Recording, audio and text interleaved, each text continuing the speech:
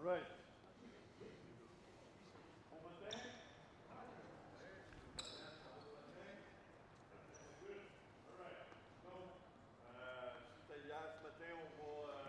Partir ça, ce matin, on y va. Vous avez vu, on va de segment aujourd'hui.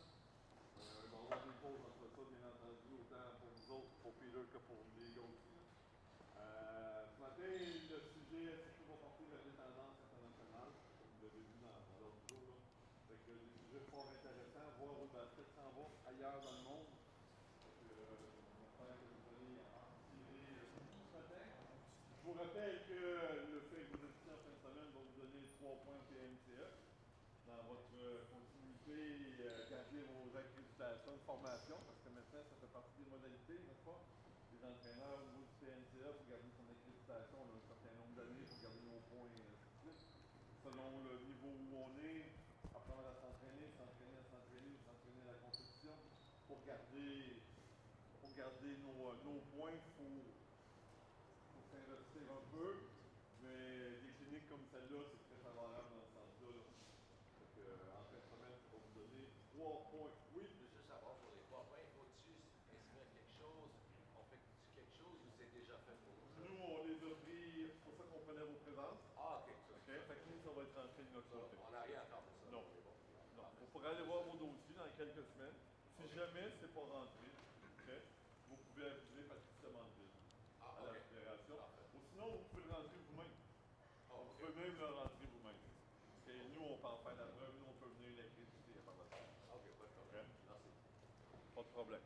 Fait que sur ça, on va partir ça ce matin. Beaucoup de sujets à couvrir. Doesn't look? Okay. Le temps qu'on finisse d'installer le microphone. You're right now. Just check. Yep, yep, thank you. All right, they're ready for you, Peter. All yours. Merci. Have a good morning. Thank you. Thank you. All right, great to see everyone back, and thank you again for choosing to invest in your development. This morning, we're going to talk about trends in the international game. So things that we've identified from Olympic basketball, European basketball, of course the WNBA and the NBA. We're going to talk, the first little bit will be offensively, some of the common concepts in international play at the offensive side of the ball, and the second half we'll talk some defense. So we're really fortunate to have this tremendous group of young men, the provincial U15s, so I'm excited to have an opportunity to work with them, and then hopefully we can share some information. Just in terms of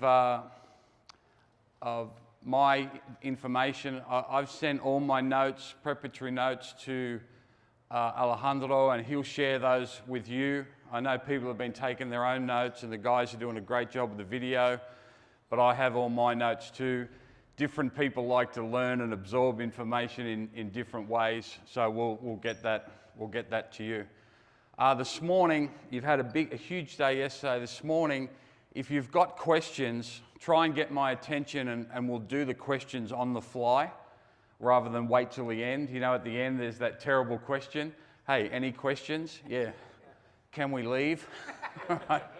So we'll work together with that. So just raise your hand, try and get my attention, and we'll go from that. So first thing we're going to talk about is the return of three-side, two-side basketball in the international game. When I first started coaching in the late 80s, yeah, that's how old I am, three-side, two-side concepts were king in offensive basketball. You know, my mentors taught me and our players motion offense, and it was all about creating two sides of the floor and creating worthwhile actions on both. In those days, it was more 4 out, 1 in, or sometimes 3 out, 2 in. You know, so we had a post side, that was the 3 side, and what we called the open side, which was the opposite side, the 2 side. Now, internationally, it's more about 5 out. We spoke yesterday that pace is space.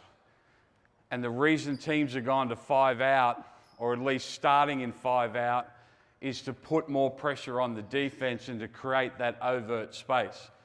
Now, a lot of people will push back straight away and say, hey, I can't play 5 out. I've got a 6'7", 14-year-old. He needs to play there. He doesn't have the skill set. Two answers to that. You've got to provide the skill set, and you've also got to set them up for success. We've got some big kids here. I've never seen them play, but I'm comfortable that if we give them the right information and the right concepts, they can survive in a 5-out setting. It doesn't mean they won't get post-ups. It doesn't mean that they won't play a lot of time in the lane, in the painted area, but we want to make sure we start the possession with overt space. We spoke yesterday about some ball screens and some gets. We'll revisit some of that, but the first thing we'll talk about is how you establish 3-side, 2-side. So give me 5 greens. 5 greens. I need a handler here. Playmaker. Get a ball. I need a trail. So one of the bigger guys. Yeah, you the glasses chap, you can be there. And then everyone will fill spots. So corner, corner. All right.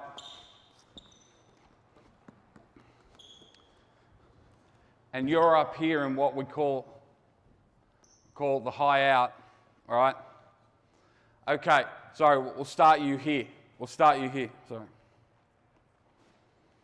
Now, 3-side, 2-side, a lot of the times teams will attack an empty 2-side early on, and we spoke yesterday about drag screen, all right? The spacing is really important. See, you've got 3 on this side of the floor. The key, and we spoke yesterday about attacking through the high out. We want this guy up here. All right? We want him up here. Because if he's traditionally down at the 3-point line, look what that does to the spacing on our 3-side. All right? So all of a sudden it's a lot easier to guard. So we want to drag him to the high out and attack through here. All right? So if we start off with a 2-side drag, you're dribbling down, you come and pick and roll. All right, now we spoke about this yesterday. So, stop. Point of the screen. On the 2-side, we're trying to explore pick and roll, and we're trying to explore advantage. Remember what we spoke about? Identify advantage, try and keep the advantage, exploit the advantage. So, this guy's a big, powerful human being. So the advantage is run the rim. Now, as he comes off it, right, roll, and you're on the rim. All right? That's an obvious one from there. Now, coach, do you teach pick and roll or do you teach rim run? What do you do with the kids?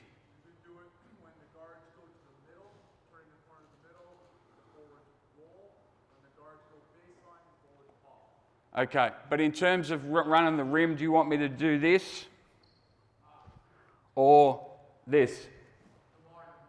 Yeah, okay, right. So come back. Here's our advantage, really skilled handler, really big, strong, athletic kid. So we've identified the advantage.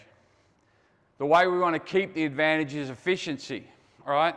So you're coming off at shoulder to hip. Now, you're dragging, yeah, there, and you're running the rim and you're running right to the halo and go from there.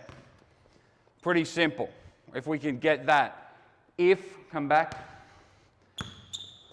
This guy's a multi-skilled guy, can put it on the floor, is more of a face-up guy than a back to the basket guy, right? We're going to roll him out, right? Pick, pop, and rip. Rip, rip. Yep, bang, yep, there. So they're the 2 advantages that we want to associate with. Now, first question I have is, if your bigs can't shoot, this is not going to work. Well, why is it not going to work? We've run him to the rim, put pressure on the rim. We've created a closeout, and we've got him to put pressure on the rim off the dribble. Now, if he can shoot, great. But I wouldn't imagine at the youth level you've got a lot of, what are you, 6'8"? Yeah? 6'8". Work with me. All right? We got our 6'8" guy, all right? He might not be able to shoot at this age yet, or shoot consistently. Doesn't mean we can't pick and pop him, all right? The next thing we can do is we're looking to exploit the two side. Come get him. Throw it, roll out. All right, now, if we've got a really good guard, we want to give him a second crack at it. So throw it here. Now we're going to dribble handoff up the hill. So yeah, here, come. Now we're playing that. Now you're running the rim. All right, so your attack, you're running the rim. All right, so there's some ways you can attack the two side. Now, of course, first side of the floor, if we don't have them doing something, it's going to be challenging. So now we've got to blend the two side and your concepts with the three side. One of the common problems is he goes to get pick and roll, right? Just wait there, right? Is these guys, for years, we've told them to space, right? Space is a euphemism for just stay out of the road.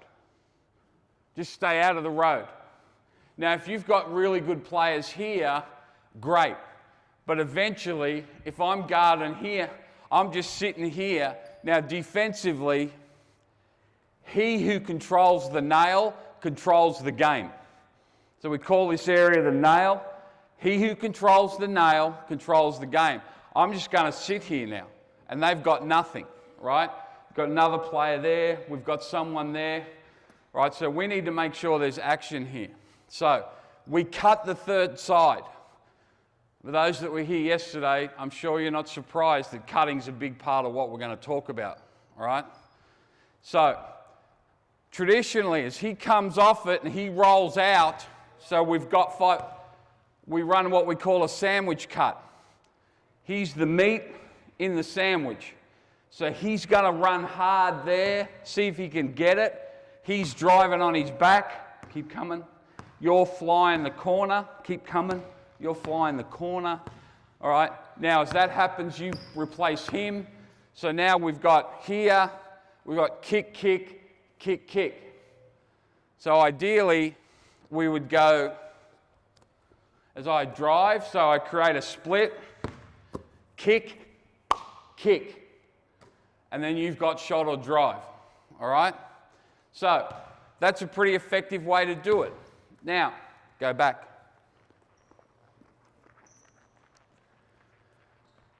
More and more common, and if anyone watched the World Cup, the Women's World Cup in beautiful Sydney, Australia, last September, you would have seen that cutting is a really important part of the women's game now. All right? Like, for example, in the bronze medal that Australia beat Canada, we were able to get some really effective cutting. We have a WNBA player named Steph Talbot. And instead of making that sandwich cut, as you come off pick and roll, you're rolling out, you're running the baseline, you're still attacking, you don't get it, you're flying, you're replacing, and now we've got drive and kick game. It's a really difficult one to defend. I'll show you why. So I'm sitting here and in great defensive position, right? I'm pointing my pistols. If I sag down here, I'm no help at all, am I? Because by the time he turns the corner, I've got to help up. Bad things happen, all right? So I sit here, I do a great job there. Who's between him and the basket? In a straight line, who's between you and the basket? No one. All right? So I either let him cut and he gets a dunk, or come back. He makes that cut. Come. And I've got to defend him. Now, what am I not defending? The ball. So that's why we prefer that baseline cut. The reason we think it's a better cut, and we'll get playing here in a minute, boys.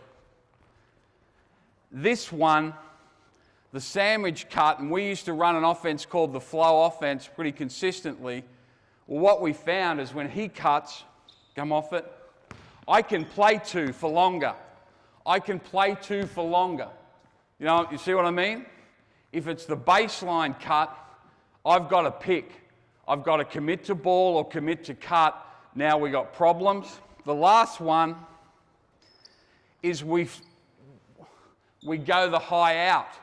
A little bit wider, go get him. So as soon as he engages the screen, now remember, he who controls the nail controls the game. So I'm guarding my man there, right? So I'm sitting here in the nail, great positioning. I'm pointing my pistols. He comes off it, and he just sprints past my, no, right? You're going to sprint straight in a straight line right through there to force me. Now I've got to make a decision again, right? He's about to hurdle to the basket. So I got to do this. What am I not guarding now? The ball, right? Come back. He comes and I'm worried about it, go. Who's guarding the cutter? Right? So on pick and roll, the elite teams cut. If you get a chance, Google Ettore Messina,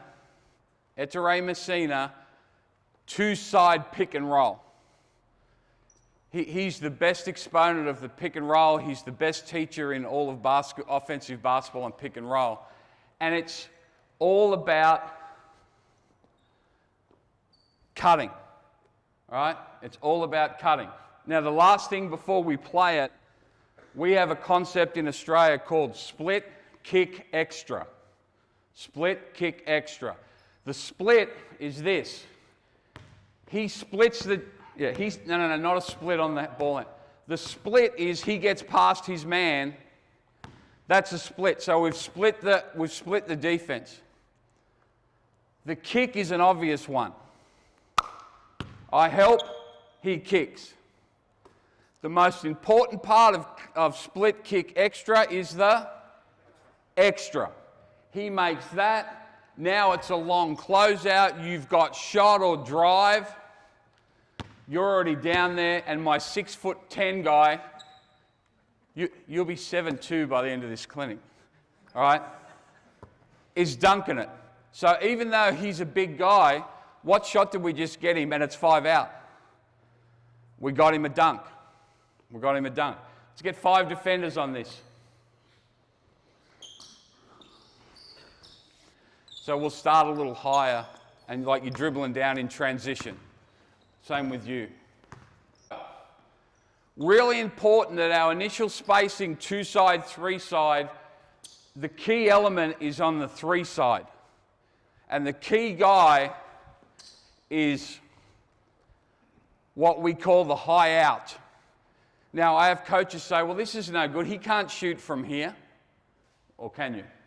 No, he can't. All right? That's a good answer, because if he said he could, I'd be worried. But he's got space, right? Now we've got overt space here, and this is a great place to cut or drive from. All right, if you watch, I don't know if anyone watched the NBA game last night. LeBron didn't have a great game, but where's he great at? Catching it here, and he's just a freight train coming down the lane. All his highlights are from the high out, because it's hard to guard, all right? Now, if, for example, and we'll get to this, you come pick and roll, I'll be you. I'm sitting down here ready to load, you come off it. Look at this now. They've been well coached. So they've created a wall on the pick and roll. So what are you going to do you think? Yeah, roll out to stretch the defense. If you throw it here, I don't have to drive. Because what do you got? You're now one side, all right? You're there. So I can look at that. But the other thing I can do, and this is Jimmy Butler, pass and cut, All right, you come with me, you guard me. You drive on my heels. All right, you're eventually going to help. All right, now I won't do it here, but usually from here, I'd go reverse one hand. All right, so you can drive that or you can cut it, but you've got to play through the high out. Last thing, boys, play fast. Play fast. Here we go, pick it roll. What do you got, what do you got, what do you got? Good.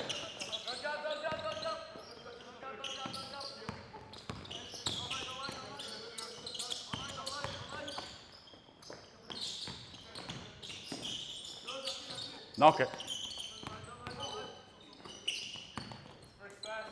Cutters. Find a way, find a way. Who's cutting? All right, swap it over, that's fine. Now, I'm not giving them a lot else. That's the first action. But you can see there, we want to, offensively for some reason, we want to congest. Swap it over, whites on offense, whites on offense. See, the first thing that happened, I'll be you for the minute. Pick and roll. And then they flipped it to the high out, and I'm doing dribbles now. And I'm looking at him, he's looking at me. We don't know what to do, so eventually we just go. All right? No good. So from the high out, we got to be this. We got to be catch it, come at him. If I can, I'm crossing over. Now we're playing basketball. We're back to the two-side, single-side tag, close-out shot. Or we got this.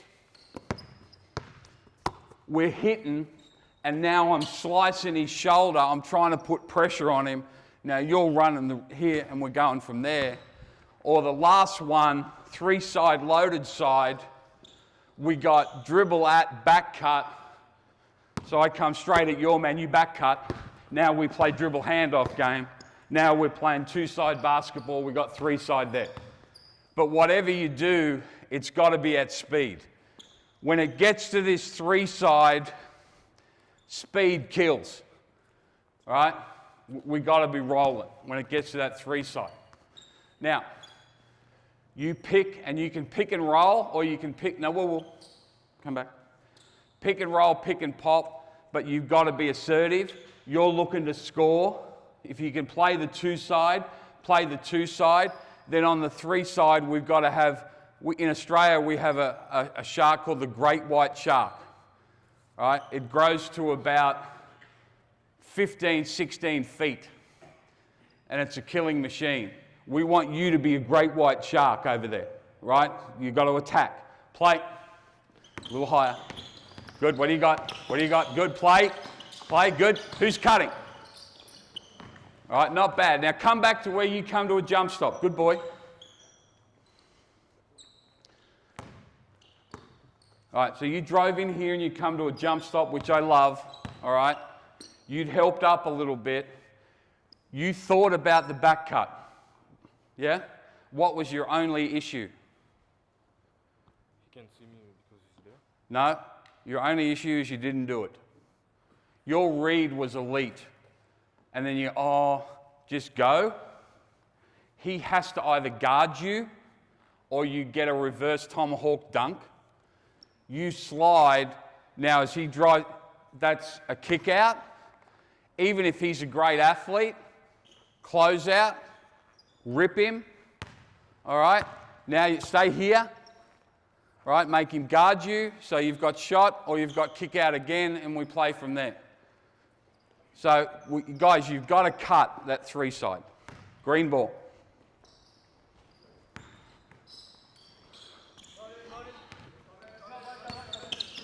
Good, that's good boy. Move, good.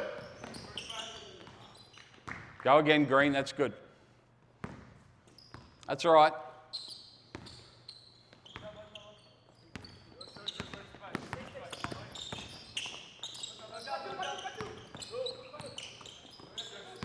Good. Who's cutting? Who's cutting? No, stop. Stop. You guys play with a shot clock in your competitions? Shot clock? Well, why are you playing like this then? All right, that was like a 7-minute offense. Now, but it's important. And look, I'm teasing them. They're trying to be compliant. They're trying to do as they're asked. They're fantastic. But you got to practice as you play.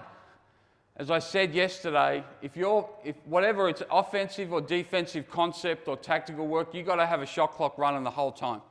Pick what's there. Individual skill drills, one-on-one. You got to have a 4 to 5 second shot clock. Time in our sport is more important than any other sport. Think about what other sport has. 4 10-minute quarters, 24-second shot clock, 8 seconds to get it over the timeline, 14 seconds, 3 seconds in the key, 5 seconds to get it out of. There's a lot of more than any other sport. So if that's the case, why are we not coaching time? Right? You've got to coach time. Now, come a little bit higher and set the pick a little bit back here. So you're going to flow into it. Now, guys, this is a common thing. It's no good having this high out guy here, is if he creeps, I'll be you. Just come up, walk off the pick and roll. Look, this guy and myself are holding hands now. Right? They just wall this up and go. So if you find yourself creeping, just keep going. Now we're playing two-side basketball from there. All right? You've got to either stay out or cut. Last one. Here we go.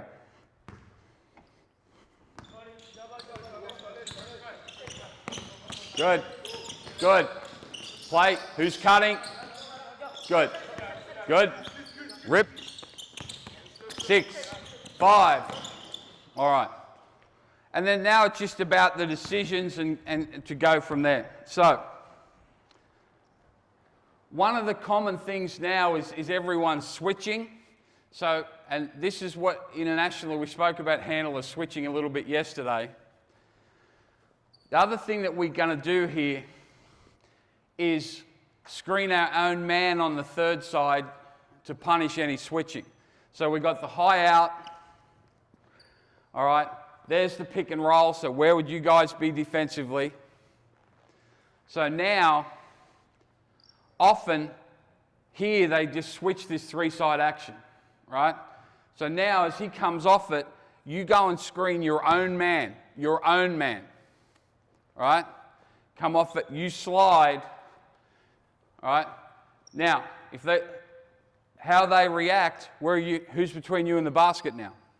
No one. And then we're going from there, all right? So you're flying, send it, dribble at, back cut, all right? Pick it up, kick it, go and set step-up screen now. All right, play this side, all right? And now we're playing basketball. So we screen our own man on the third side to create confusion. Because you see the really good defensive teams internationally, on that three side, there's like, switch it. Like, I wish it was like that when I played. You get to stand on the side and just like, switch it. You don't have to do anything now. So we're going to make sure they have to do something. So now you're going to screen your own man and then read what happens. Play from there. Go. Good. Screen your own man. Good. Good. Two side, back. Good. Come get him. Run the rim. Good cut. Pretty good. All right. What I liked about that was a really good read. Good boy. But what's the first thing out of my mouth before the shot goes in? Good cut. Remember I said yesterday, fans watch the ball, coaches watch the action. So who was on this side when, you made that cut? Yeah, good boy. Just a little nuanced cut as he was coming off it. He just cut right in here. What's that force the defense to do? Yeah, just congest. That's the difference between that shot being contested and getting a shot. Green ball.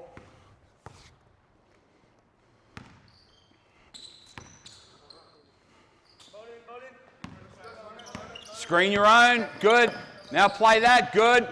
Pick, come and get him, loaded side, run the rim, good boy. All right, pretty good, isn't it? Give him a hand, huh? Give him a hand. So we spoke yesterday about one action is an offense. One action is an offense. That's this, all right? I had a young coach, very good young coach back in Australia say, I don't like this stuff, there's not enough control. I said, if you want control, go and coach American football, gridiron. Because nothing happens without the coach saying, in gridiron, all right, you're going to do a 3-step drop, you're going to run a 4-step route, slant. Everyone's doing exactly what they're told. I would think it's an awful game to play, all right? Because of that, we're saying, here's our concept, one action, all right? And then you guys play. So we got a pull-up jump shot from my man, and we got a roll from one of the best athletes on the floor. Pretty good? How many turnovers have they had? Not many. Now again, 1, they're well coached. 2, they're talented. Right? No problem. But there's some simple organisation, and we're not cluttering their mind with 17 actions. It's one action, that's an offence. Get some subs in, guys. Get some subs in green and gold, quick. Green and white.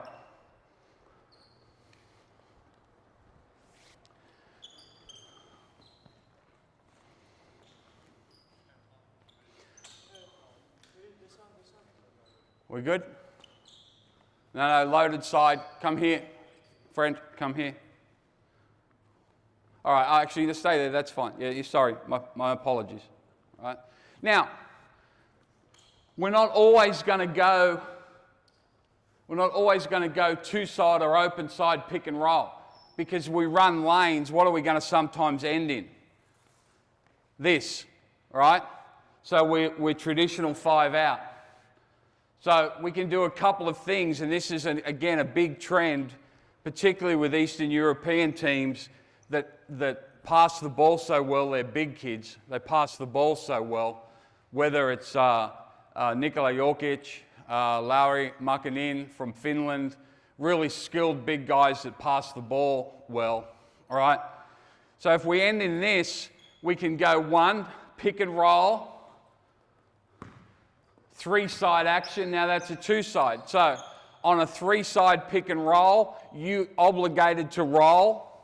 You're trying to create a split. You're lifting. We got kickback. All right, post feed. Right? So again, we've got a 5-out start, but we've got kickback to post feed. And if you've got a young post player and he's pretty thin, he doesn't want to play like Shaquille O'Neal. He doesn't want to run the rim and then come ball side post and get into that. If he starts there, we screen him in here, we kick it back, he's got a chance to get a post cut. Now, common action from here is splits cuts. So you're going to screen his man, right? Often what do they do on splits cuts? Switch it. You're a good boy, well coach, you're running the rim. Now you're playing 2-man. You're going. Now, as he comes through on the split cut, your choice, personnel based. If he's a power player, he's going to come down here and sit on the legs of this guy and force that switch. All right, and now you're playing one-on-one. If he's a perimeter player, he's flying all the way to the corner. You're lifting. You're the high out now. Now we're playing basketball. All right? Got that? So let's go 3-side. 3-side entry now. Pick and roll throwback. Good. Pick. Good. What do we got? Splits cuts. Splits cuts. Read it. Read it. Good. Good. Oh. All right. Hey, that's pretty good, yeah? Again, we got a good shot. Now, I asked you yesterday what's the most exclusive suburb in Montreal. I drove past my French is not very good. The island of the nuns, is that, yeah? Beautiful homes there, beautiful condos. Same thing. Who was on offense? My man here gets a catch on the island of the nuns. Look where he's in a $2 million condo. Whoop! What's he do? He throws it out to Nova Scotia. I can never understand that, right? Now, really unselfish play, good boy, but this, 5 out, if we don't take opportunities in here, we're going to struggle. So we want you to shoot this. You weren't here yesterday. 1-on-0, get it and go. 1-on-1, get it done. Now, 1-on-2, not for you, you throw it out. All right? So that was good action. Let's go green.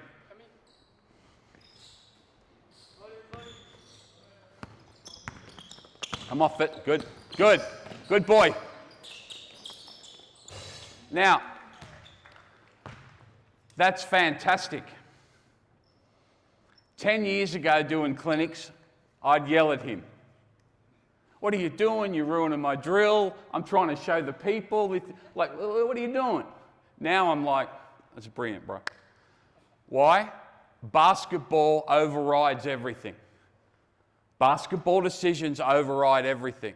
He got deep. He landed. He got 2 to come to him. 1-on-2, not for you. Boom, wide open 3. So why am I letting my ego get in the road? I see coaches do it all the time. Right? Hey, move it on. Move. What? He just made a really smart basketball play. I don't care how he got it. Right? So good work. Here we go. So you keep it. Keep it? Yeah. Man, you made that play. You get to keep it. Now, hey, my brother, I love it. But now, can you come up and throw it back? Good job. Good, good, good. Splits cuts. Good cut. Fine. Play, yep, good. Good. Who's cutting? All right, now stop. Go back to the ball. Good boy. I like it. Right? Go back to where you were, my friend. Now, who made the split cut? You? I love it. Do you see what he did? He come to pick, but he didn't wait to get contact, so this was his action. You up there? He was coming, and he just went. On splits cuts, it's not about contact, it's about separation. So now, he's gone, so now we got 2-side, 3-side. Who can remember, player or coach, what I yelled out on the post catch? Yeah, 1-on-1, get it done. Yeah, that's what he was trying to do. But what did I say? Who is cutting? All right, cutting's usually the answer to what I'm... Any question, just put cutting in there, you're going to be close. Who's cutting? So I want him to go 1-on-1, but all of a sudden it wasn't 1-on-1. So I think the best cut in post play is the 45. So he's come, just go and see if you can go on his low shoulder. Now he has to guard you. Now you're legitimately playing 1-on-1. You move to that area and we've got that done. Right? That's the thing. If you're going to run simple offensive system, and this is simple, how many actions is it? Right? You better make sure you cut, because other than that, it becomes 1-on-3. Let's go again, green ball, and we play throwback basketball. Now, guard, all right? I want you to now balance, and this is going to be hard. This is where coaches are unfair. I want you to drive and really pressure the defense. Unless you've got layup, then I want you to throw it back.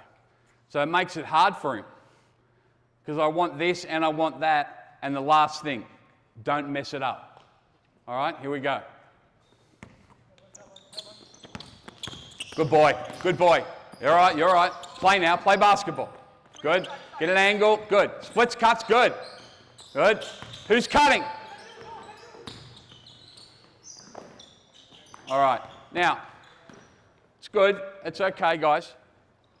On this side, go back, you got the ball, big guy. Now, couple things. You're telling him to cut, right? Yeah. Now, you were doing this. Yeah? Did you say his name and did you tell him to cut? No. So he understands basketball. He knows what needs to happen. And he was 2/3 correct in what he did. He saw it. He sees my man going, my 7'1" guy going to work, right? He's got, this guy, there's a lot of pressure. So I'm saying, Pierre, cut!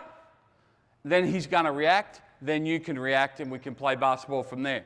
Now, if you're struggling in there, right, you've got a good defender, he does a good job, right?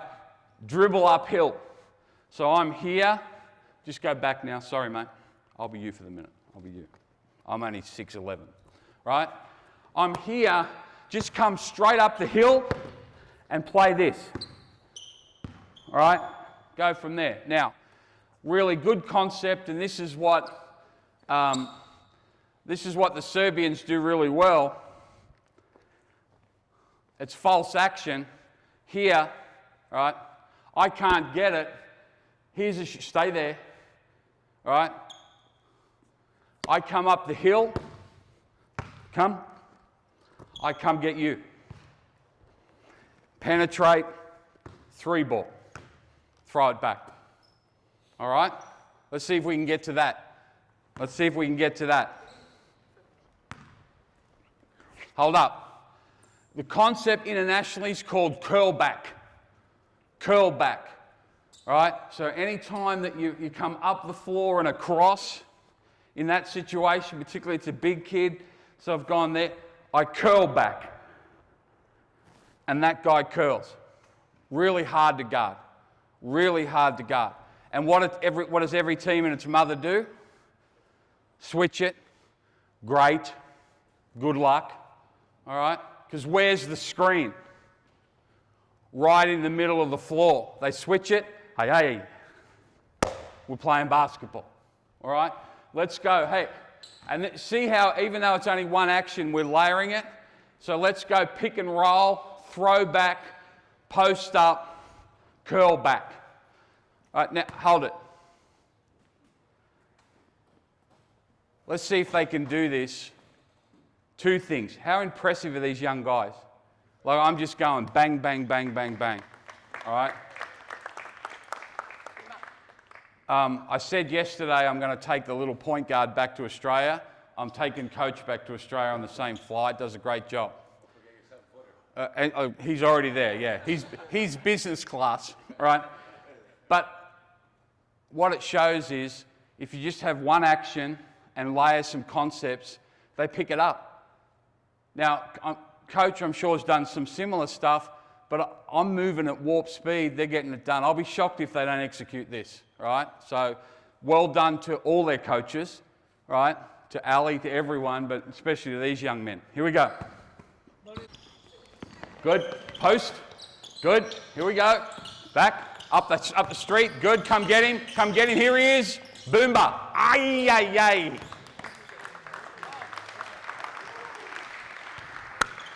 Hard luck. Good job. Good. White ball. Hey. What did we say yesterday? Operation successful. Patient died. All right. We got the look that we wanted, and that happens. Where's my man? Here. They just fumbled that. Yeah, don't worry about it. Right? That happens. That's not your fault. That's just basketball. All right? But you can see how quickly they get it done. Let's see if we can go pick and roll, throw back, post, curl back. Go. Good. Post. Good. Good. Now, freeze. Stop. Go back there. Good boy. Go, throw the ball back there. Stay where you are. Now, this is the problem. Firstly, my man did a good job. All right? He realised he couldn't get a post angle. All right? He was patient. So many young players, or not so young players, they just throw it in there anyway. He wants me to throw it in the post, so I'll throw it in the post. It gets deflected. You yell at him. He goes, hey, well, you said throw it in the post. Right? So Then he created an angle to got a post feed. All right? What we can do in this situation, and this is a concept, offense to infinity. The great Tony Bennett, University of Virginia, offense to infinity, right? So you can't get it done. So you dribble handoff at him, all right? You come in here. Now, you post feed it. Now you dive and you're through, all right? Can't get it, so come up the hill, all right? Curl back, penetrate, here he comes. They switch it, you run the rim. You see what I mean? Like, just go to the next thing. And what Coach Bennett means about offense to infinity, there's no stop, all right? We spoke yesterday, Bobby Knight, 2 most important words in offensive basketball, if and then. If you can't do it, then do this. If you can't get that, then do this. And last thing, and this is for you guys as players, basketball decisions override everything. So if you've got a straight line drive, drive. If you've got a shot, shoot. If you can go and screen someone, screen. We don't want them to get it bogged down. Remember, this isn't an offense, it's offense. Huge difference. Little word, huge difference. Let's see if we can get it done this way. Post up to a curl back. Play, play. Good, good, good, good. Dive now, dive, dive, dive. Good. Here he comes. What do we got? What do we got? Penetrate. Who's cutting?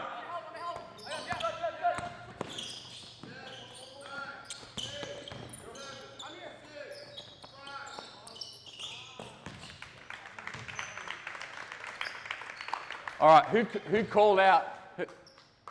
You're generous too. They'd played offense for about 16 seconds. You gave them 10, but thank you. All right, but hey, guys, don't wait until coach says that.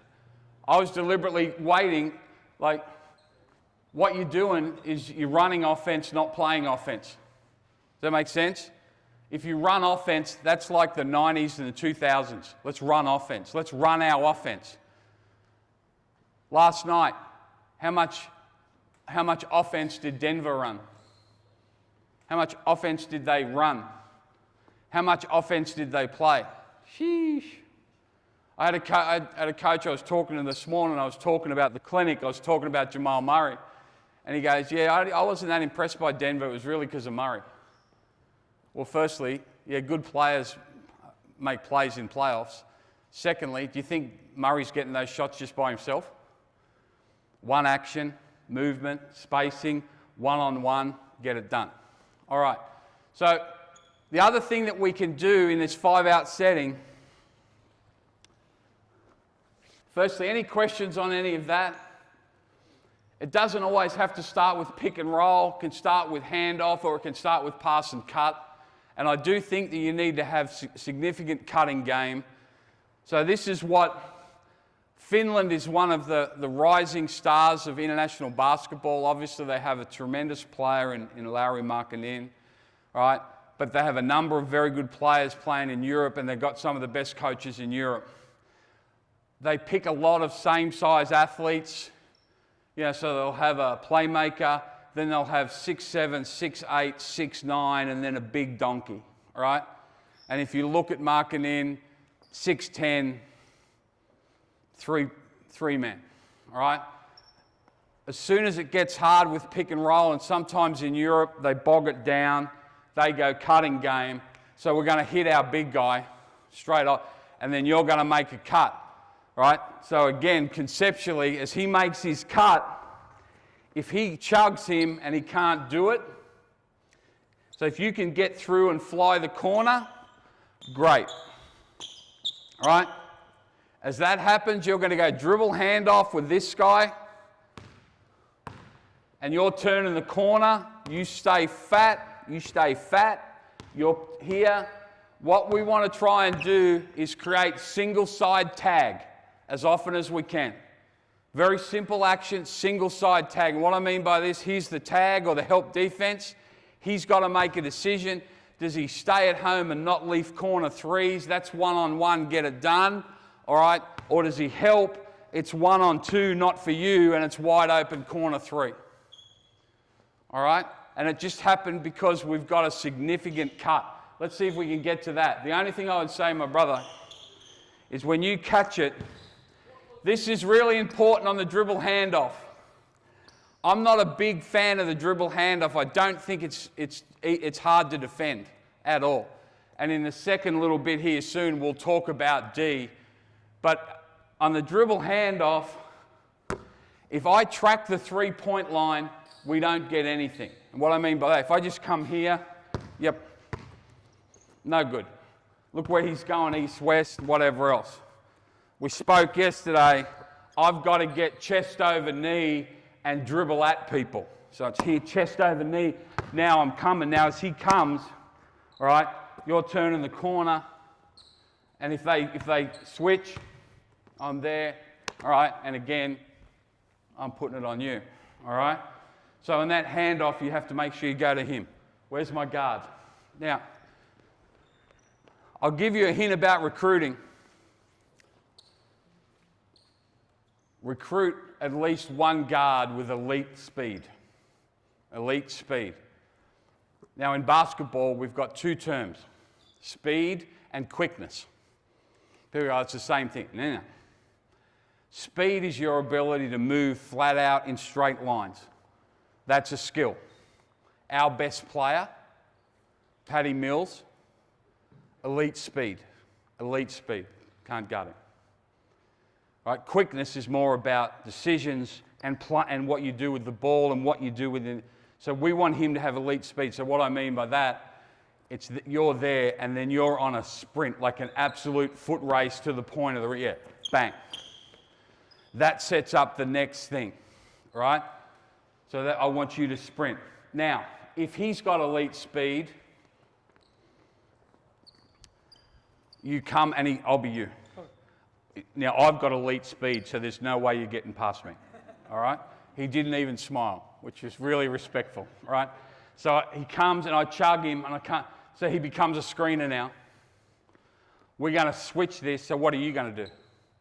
Yeah, you can flex cut it over the top, and if you saw the Heat, they're running some of this little flex cut over the top for Bam's in the corner, they're coming over top. What I love is back cut. So we're going to switch it. I'm coming up here, go back cut, yeah, all right? And then we play from there. So you're still handoff, you're turning the corner. If you don't get it, you're flying, you're loosening. Now you're coming at this gap. You're thinking basket. Yeah, what's the play now? 1-on-2, not for you, bang. So it's cut to single side tag. If you can't get all the way to the corner, you're setting pick and it's back cut to the corner. You with me? All right, he says. Good. Good answer. Good. Hand off. Good. Play. Tack. Who's cutting? Yep, there it is. All right. Good shot, bad shot. Good. Good shot. Ran a bit of action. We get a wide open three there. I'm living with that every day. All right? Let's go green ball now. You guys sub as you want. Just grab anyone out as you want so you don't get too cold. Play.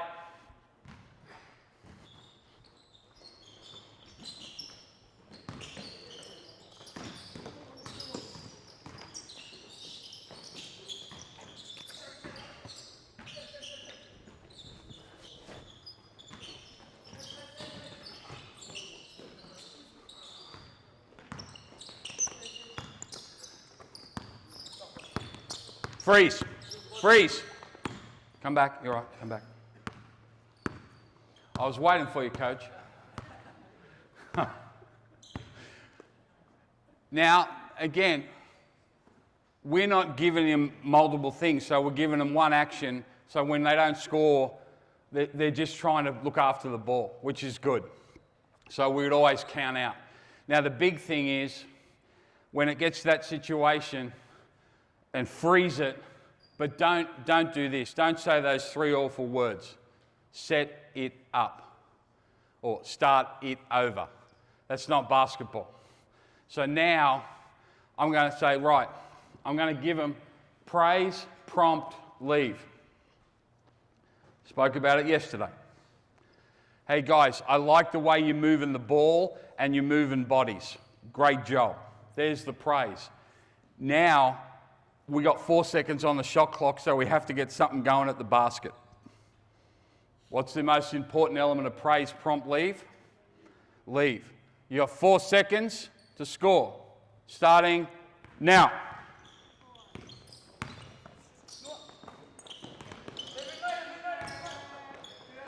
Stop. Good move. Go back. Not uncommon. Young players. You got to remember, young players are highly compliant. They'll do what you want them to do. Now, I know that you get those cowboys that drive you insane that don't, but the kids at this level, you don't get them.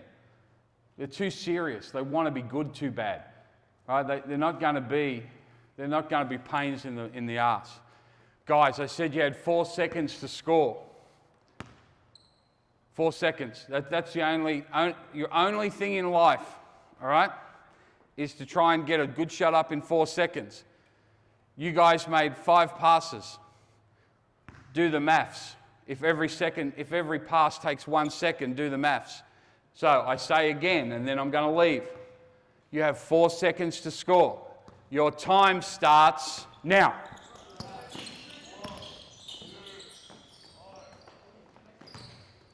Good shot, bad shot. Good shot, all right?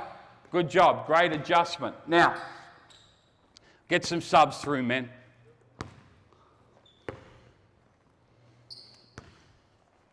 We spoke a little bit about this yesterday. Here we go. Whose ball? All right.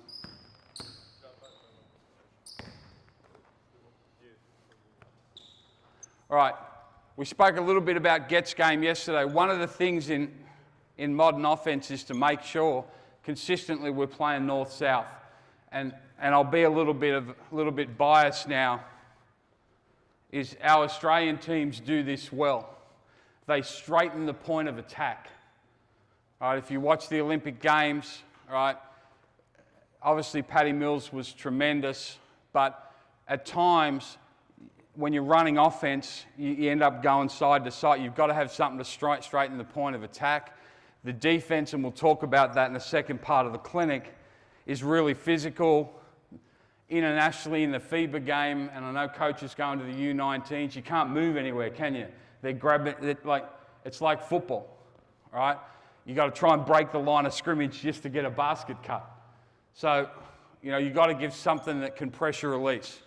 So, we want good players playing off the elbow, playing off the Gets game. So, as you're trailing, you're just going to sprint the rim. You're going to flash. You're at the high out, come up here. You're going to flash up here, all right? Come towards the ball, catch it on this side of the split line. That's why we need you on the high out, so he can't. Hit that, all right? Now, from here, we're playing Gets game, all right? We're playing Gets game. So, as you go there, turn and face, what have you got now? Who's on this side of the floor? No one, right? Go and play.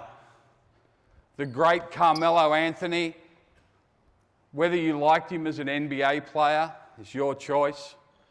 I didn't enjoy his game in the NBA, but Olympic Melo, oh my Lord. He's the best four-man in the world international basketball for a decade, all right? They would run this, move people.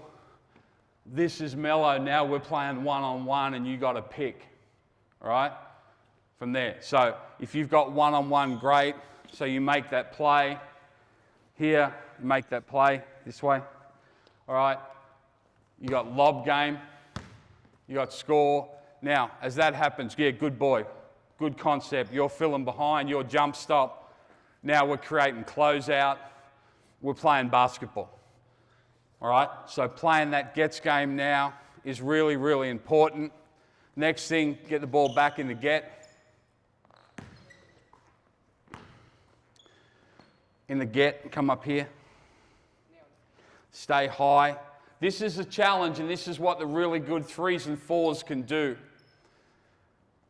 Young kids, they want to gravitate towards the ball. I'm telling him to stay here, almost out of the offense, right? Because we want him when he moves to be a threat. On the catch, if he's coming in here, all I'm doing is creating that. So you've got to stretch the high out, all right? The other reason that we want to do that, so the big guy's gone, I'll be you for a minute. He's come, now I flip it. All right, no, stay there. Everyone stay, yeah. What do you got now? One-on-one, get it done. All right, lob game, corner 3, split kick extra, we go from there. All right, that's a really effective way. If they start packing it in, teams want to shrink the floor defensively, get your best player in the high out, run a big to the rim. They have to guard it. Right, so run a big to the rim at speed. Go. Flash at speed on his back. Flip it at speed. Now you're a Mack truck running downhill. And yeah. And see here, stop, freeze, good job. We talk about vertical spacing. That's a great one to get vertical spacing. So he goes 2-on-1. We got our 7'7" guy here, right? They throw it up, he's got it. But you see what this guy's trying to do? Good job, he's trying to crack back, right? Now you've got that. Wide open 3. He has to leave and go now. Long closeout, it's a disaster. All right? So you need to straighten the point of attack. Don't start running offense. Remember, we don't run offense, we play offense. So now you can do, come over. So, no, here. As soon as he crosses halfway, you're like a track athlete running the rim. Now, if you can get it to him, right? If you can get it to this kid once a game and he dunks it, you're in control. You know what I mean? So as soon as you cross over halfway, you run, see if you can give it to him. As that happens, you're flashing. Yep. What's his name? Yeah. No, stay there. After he cuts your flashing, you're staying fat on the high out. We're playing basketball. All right? Ready? Go. Sprint. Good, good, good. Rim it. Good. Now, whoa, whoa, whoa, whoa, whoa. This is where this common sense has got to prevail, and that's not a criticism of this young man. We want to play to the outside. Where's everything else? We just ran a cutter to the inside. We just flashed someone to the inside. We spoke yesterday. The obvious thing to do is usually the obvious thing to do. So in that situation, don't play with it. Just be a Mack truck. So he's gone. He's coming. Where's the obvious place to drive? Yeah, good boy. All right? Good boy. So let's have a look at that.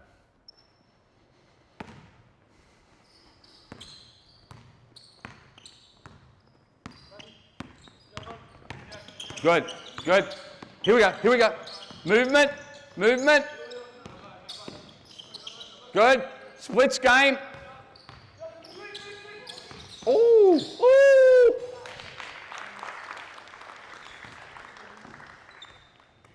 Pretty easy, all right? Pretty easy. Now, the great thing there is the split was late, wasn't it? Post went in there, all right? Two things. Where's my man? How's his patience? Like, he's not in a hurry. He knows there's a long time to go, and then all of a sudden he's Vladi Divac. Bam. All right? Because someone got to a split, the guy who scored, what did he do before he scored? He cut. It's the answer to every problem. Right? Yes? You mentioned it was delayed. Do you ever intentionally teach delayed in action? Yeah, great question. Yeah, if it's, well, to that point, one-on-one, get it done. If he's got the ball, in that situation, we think we've got an advantage. We'd yell, our colours in Australia are green and gold. We'd yell, green! In other words, green for go. Like, let him. So if this is Andrew Bogut, Jock Landale, yep, fine, fine. And then let them find out when to go, right? So it's not isolation. To your point, it's just a delay. Great question. We got, I'll give White the ball. White. Last one. Now, you can do whatever. You can hit him running the rim. You can hit the flash. You can hit the high out. We're playing basketball. All right? Here we go. Good. What do we got? Good.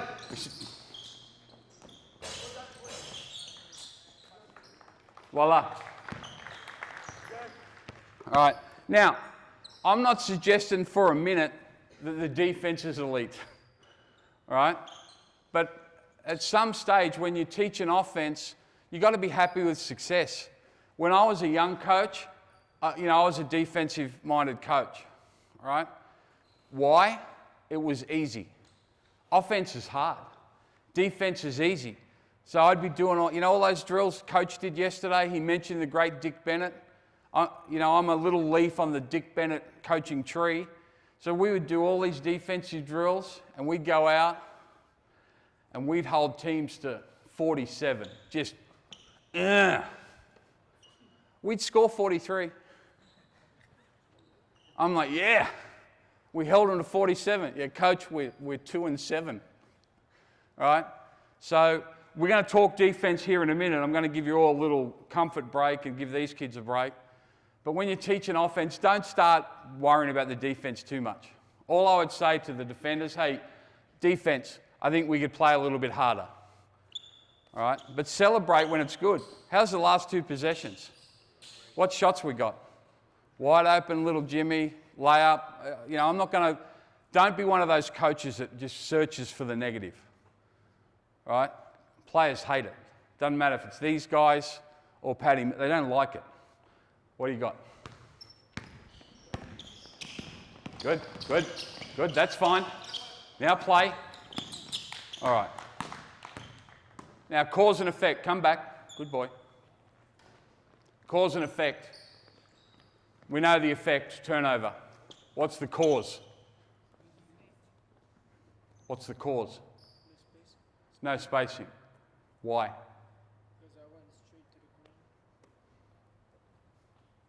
I don't need to praise, prompt, and leave. What do I need to do? Leave. Play. Good cut.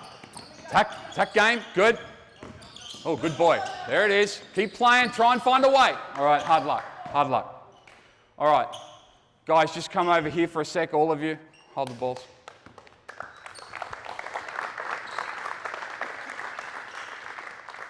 All right, we're going to have a little break now, one, to give these young men a break, but also give you a break. And then we'll come back and we'll talk defensively, things that we've seen internationally that we think are relevant and something that you might add to your... So that's international basketball now. Now, I'm not saying every team plays the same way, but there's more concept and less tactic, if that makes sense. Because when Coach goes to the U19 World Cup, he's going to spend endless hours in the gym scouting. He's going to spend endless hours on his computer. But if you're running a lot of sets and a lot of continuity, by game 2, everyone on the planet has downloaded it from Synergy, and they know exactly what you're doing. All right? Coaching's too good now. Scouting's too good. Strategies, defensive schemes are too good now. So we've got to make sure that we give the kids tools to play. Yes, we want to give them some parameters, but we want to give them some tools. One action and then concepts layer around that. It's really, really hard to guard. In all seriousness, how was the quality of the shots they created? pretty good. A lot of layups, a lot of open threes, a lot of extras. You know, you can't ask for more than that. Now, one, what a tremendous young group of players. But two, you just set them up for success. And it's about them. It's not about us. The best coaches allow players to play the game. And they support them with skill and concept. That's your job. To support players with skill and concept, not tactic. All right? So hopefully you got something out of that. Ali, we go, Alejandro, a little 5-minute break? 5 minutes? Yeah, let's have a little 5-minute break. Get some water, maybe get some sunshine. Bathroom, we'll come back. You guys get some water. Good job. It's a bit of an introduction to it. Probably 6 or 7 years ago, there was a lot more pack line man-to-man. There was a lot more containment systems because coaches felt that containing dribble penetration, containing middle pick and roll, we had to get that done. Containment was king. And that doesn't change. If you can't contain the ball, if you can't play chest through chest, keep the ball in front, offensive players now are too good. You see these kids, one action, and they're out there just creating beautiful offense. The problem was when everything was, working towards pack line and more open stance, containment, unless you had really good pressure on the ball, you weren't taking anything away. All right? So we would have this. Give me 5 guys up, greens on offense, whites on defense. Hey guys, for this session, make sure you just sub yourself through when you get a chance. Don't wait for me. All right? So you come down in the low post, please, friend. All right? You're the high out. Get off the sideline. Yep, fine. So say if you've got this alignment, which is pretty common. So the focus was we're going to make sure that we're playing gaps and that we take away containment. So you would be here. You're sitting here in an open stance. You're pointing pistols. You're loaded towards the ball. All right? You're here. I still believe in this. He who controls the nail controls the game. So he's sitting in that space. All right? You're up a little bit here. Again, pointing both. And everything's trying to keep everything in front. Now, that's really sound, and it hasn't changed a lot. But unless this guy climbs into the ball, we're in rotation on the first pass. And what I mean by that is, he flips it to the high out.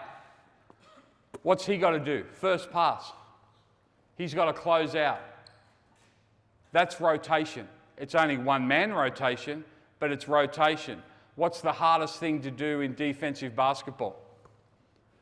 Close out. All right? And then if he's still sitting in that, he lifts. All right? Bang. Throw it. Again, the ball's moved twice. Yeah, there hasn't been rotation, but we're not taking anything away.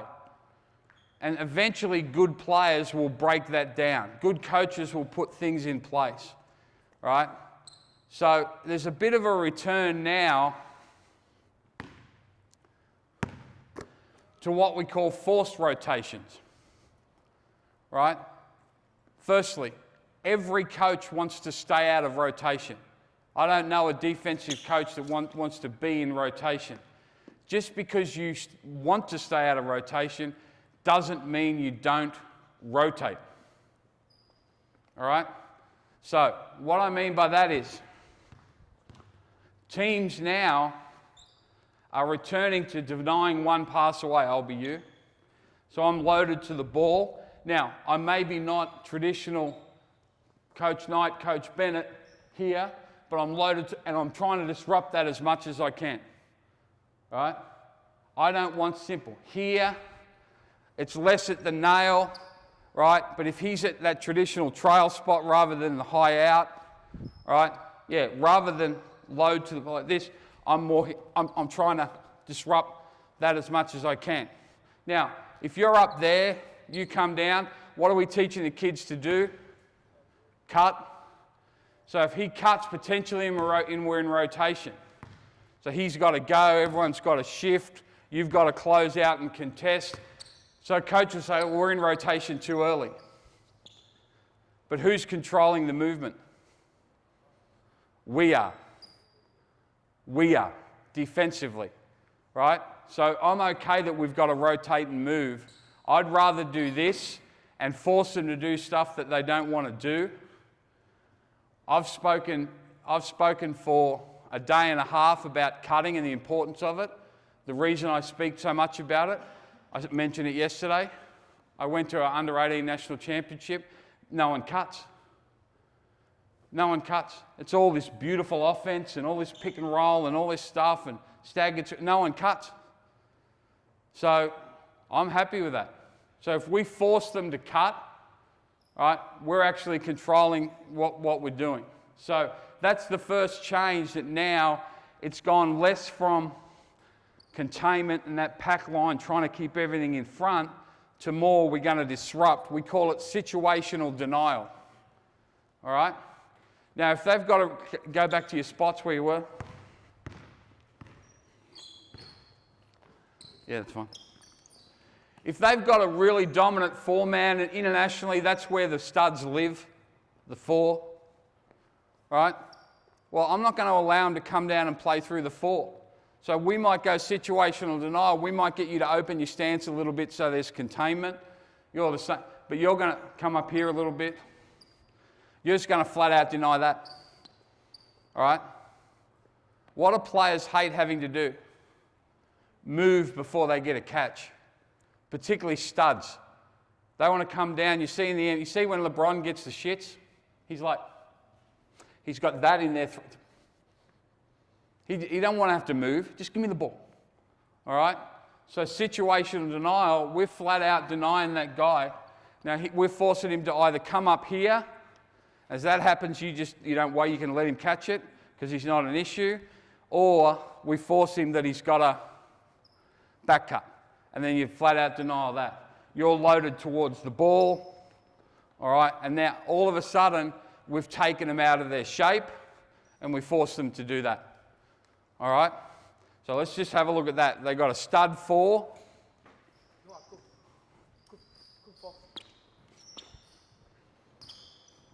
All right, situational denial. So this is where it's a little bit different. If we know we're in situational denial, i.e. we're going to deny the stud four, everyone else has to open their stance so we've got protection on the ball. Yes? Play. Don't let him catch it. Don't let him catch it. Good, now play. Now play.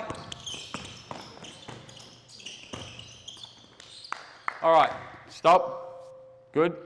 Now he knew exactly, even though I can't speak French, I could hear him telling his teammate, this is what I'm going to do. I'm going to drive right on the back. Smart. Kid's tough and smart. But what did it force them to do? All of a sudden, he's playing quick, right? It wasn't a bad decision. It was a good decision. And then he throws it to the big guy. Big guy's 14 years old, 6'6", 6'7". He's got hands like fry pans, right? Who's winning? We're winning. Situational denial, all right? Now, it's not soccer. They're going to score. It's not going to be 1-0. Sometimes they do defensive clinics. Oh, what if they do this? They'll score. Or what if they do this? Yeah, they'll probably score. They're looking at me like, just going, hey, the games are 85-80 for a reason, you know. We want to make sure we got 85, they got 80. Most offensive sets, balls back here, want to start two ways. Guard to forward pass or pick and roll. So if we know that it's a traditional team that wants to play guard to forward, situational denial, you're flat out not allowing him catch it. All right? So this guy wants to come down, so we're flat out not letting him. So what would you do if you're denied? Back cut. All right? And you say, well, let's go with him. Who's controlling what they're running? We are, right? So then we might get a post catch. And that's okay. That's good offense. but now we crowd the post catch and we make him play 1-on-3. All right? So 1 on 1, 2, 3. Make him play 1-on-3. If he's good enough to play 1-on-3, you know what? We lose. Right? Or he scores. Now, my man here, he's like a coach on the floor. He says to his, hey, splits game. He's doing the next thing. Okay, good. Go do what you're going to do, my friend. That's fine. Switch everything. Switch everything. All right? What are we playing now? Un, deux, trois. All right? So we're still playing 1-on-3. You know, and again, he's 100% right. I'm 100% right. And basketball's a game of inches. So if we're comfortable and we stay out of rotations by that denial, good odds, right? And I'm not criticizing the big kid. I said to him before, you know, he's such good patience, but he can't score 1-on-3. I can score 1-on-3, but I'm an offensive genius. Not everyone's an offensive genius. All right. So now, you'd be defending the nail, right? You'll not allow him to catch. You've got to try and get the ball to him. Because this is what coaches will do under pressure. Hey, run 3 circle, which starts with a guard to forward pass. So what are we doing? You can make any pass in the history of the game except the guard to forward pass. Right? Now run 3 circle, or whatever it's called. Hey. I'm joking. Fight.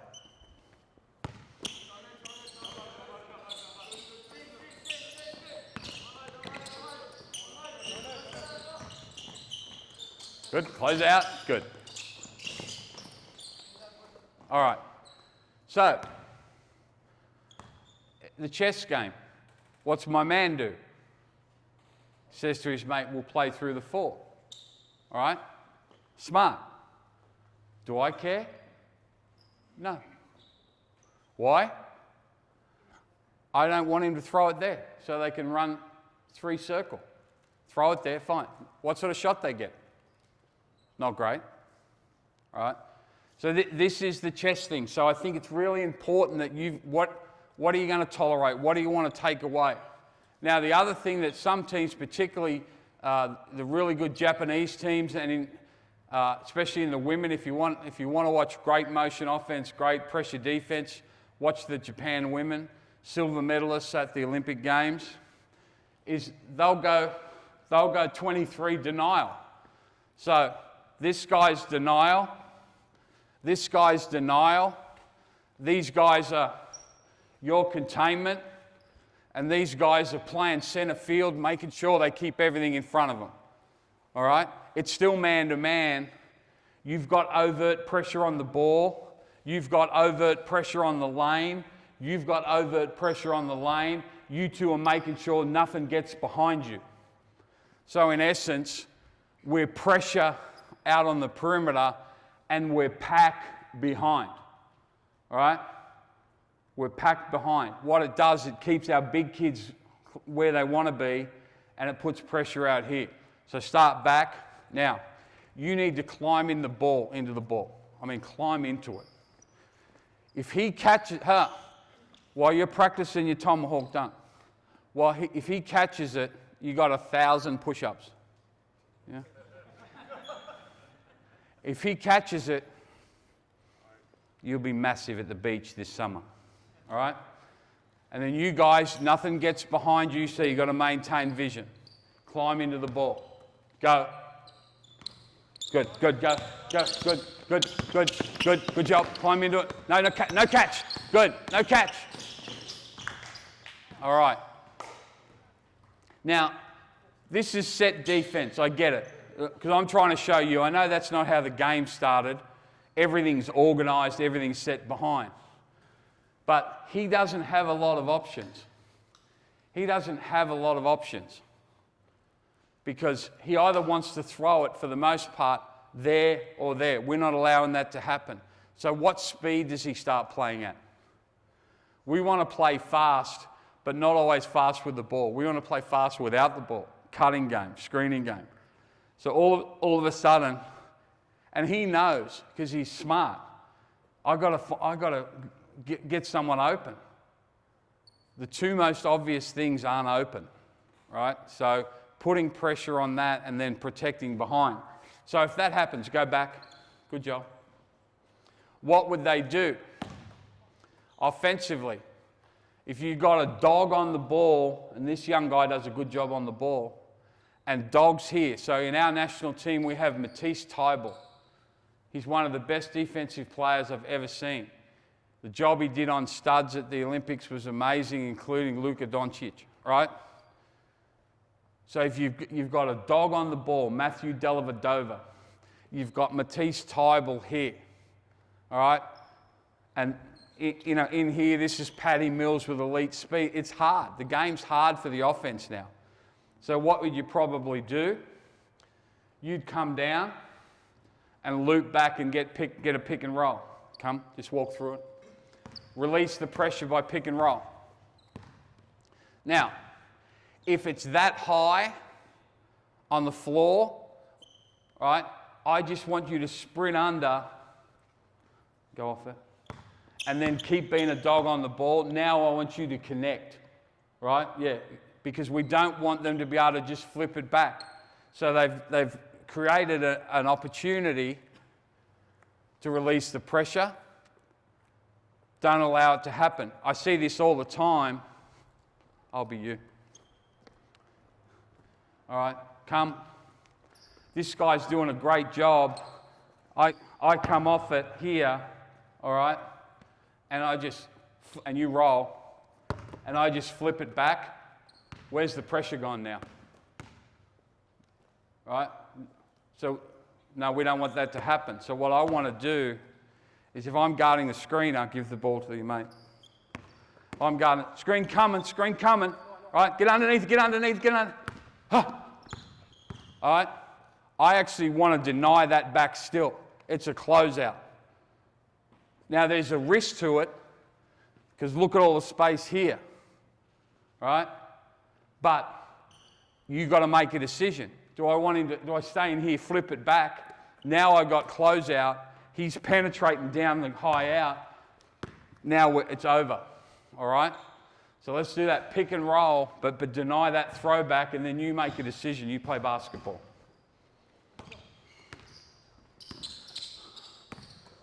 Communicate. Good.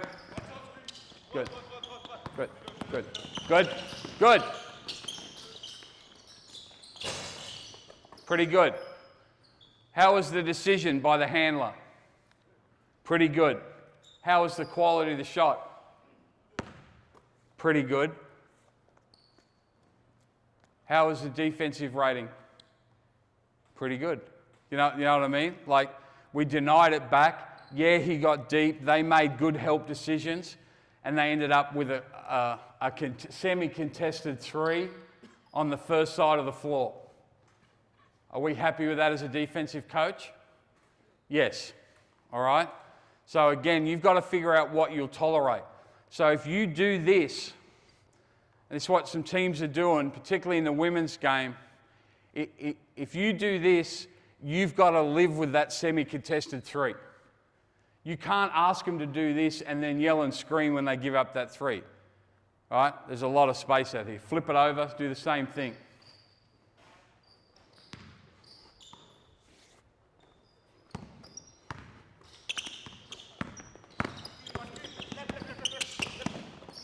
Good. Good. Good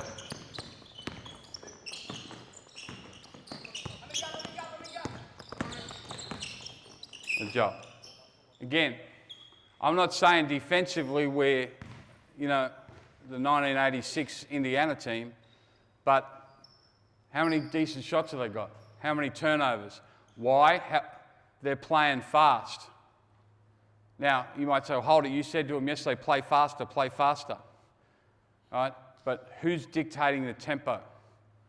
We are defensively. The other thing that teams will do, now internationally, particularly against really good guards. And there's some great guards in world basketball, as you know. You bit the high out a little bit, yeah. As he comes, you just go and hit it. We call this hit. Just go and double it. All right? Now, as that happens, you got to play center field. Right?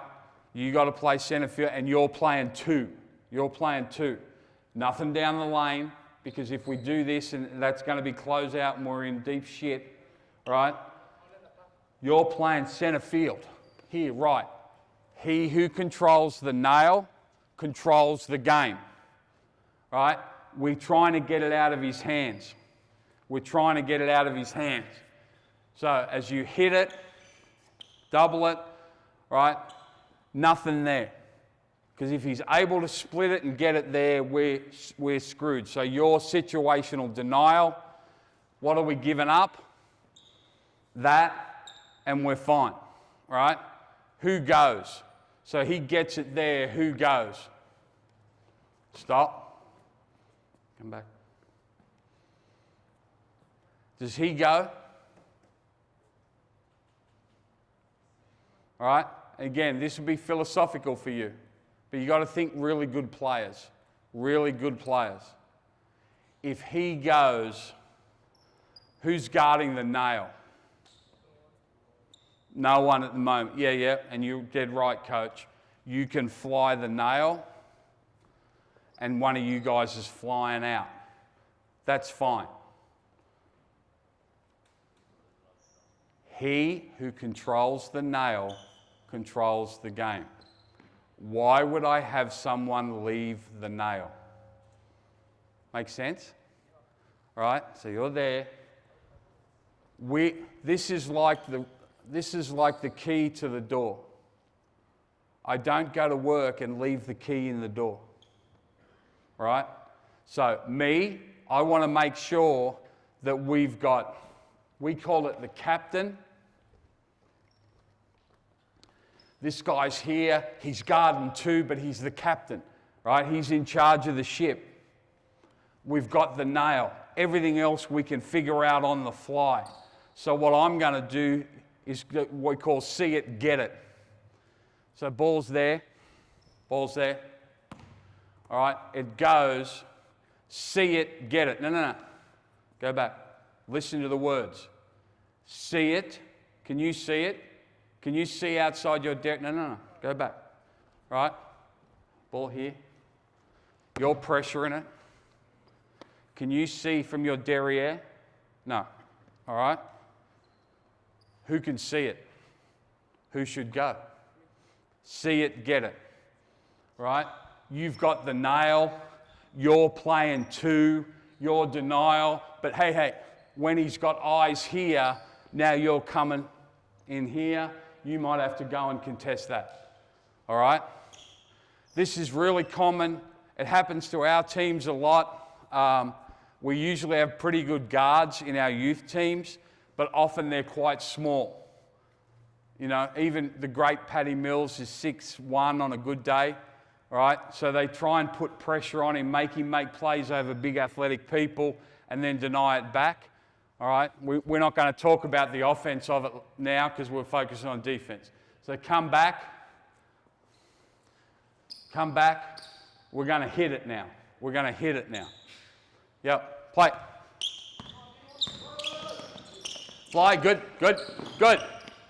close.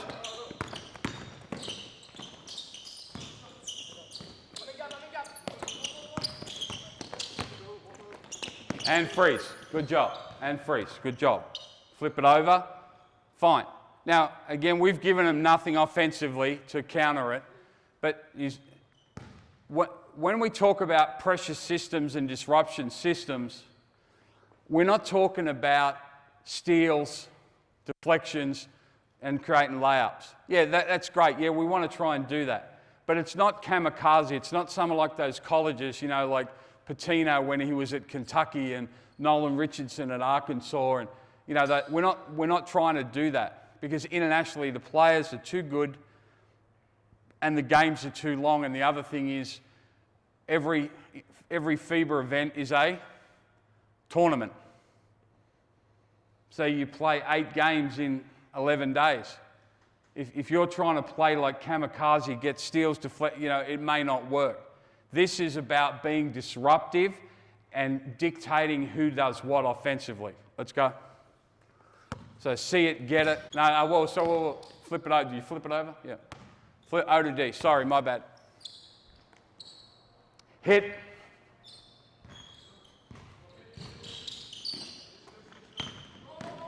Good.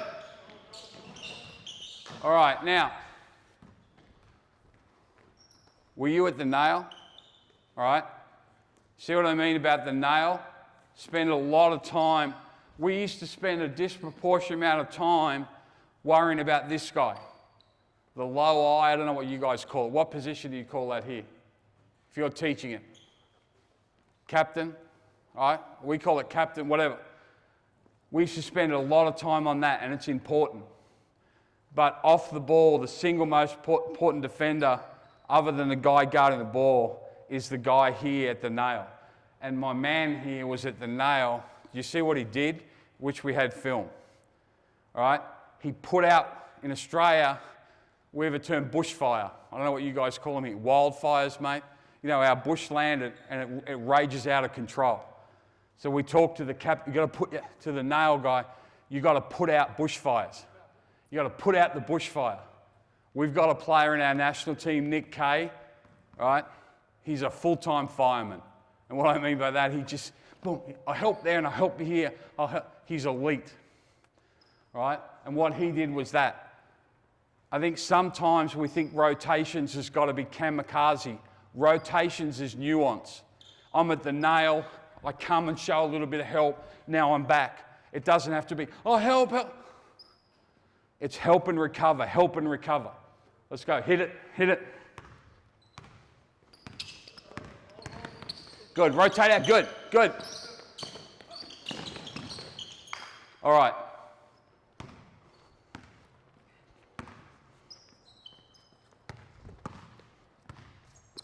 So the next thing they're going to do, right, if you're doing this, is they'll ghost screen it. All right? So you'll sprint at it. Yeah. Come up, but don't, now just go, just slip it. So if teams are hitting you like that double or they're trapping you, just run that ghost. So that's the offensive concept. So you just keep going. We're just going to switch the ghost every time. We're just going to switch the ghost every time. Then, as it comes to you, you're in flat-out denial. All right? Understand? So that's a big common thing now offensively against pressure. Just run the ghost screen. So run it, just go. We're going to switch it every time. But the key is deny as it's coming towards there. All right? Because what ends up happening, they run a ghost screen, come off it, he lifts, we switch it, we throw it out there, it's a closeout, and look at the side of the floor he's got. Big guy goes down, he gets a tomahawk dunk, we're screwed. Right? That's why they want to ghost it, create a single side tag. Remember the previous clinic? We spoke about the desire to create a single side tag. Same thing. So what you've got to do is contest the pass. If I sit in here, I'll be you. If I sit in here and they run that ghost screen and I'm worried about the ball, go through. I'm worried about, he lifts. What are we in now? We're in closeout. The closeout is a rotation. Right? As I said, people want to stay out of rotation. If you want to stay out of rotation, stay out of closeouts. Closeouts are the hardest thing to do. We spend a disproportionate amount of time defensively talking and teaching closeouts. So you want to contest it so you arrive on the catch, yes? And then you guys are loaded towards the ball. Here we go.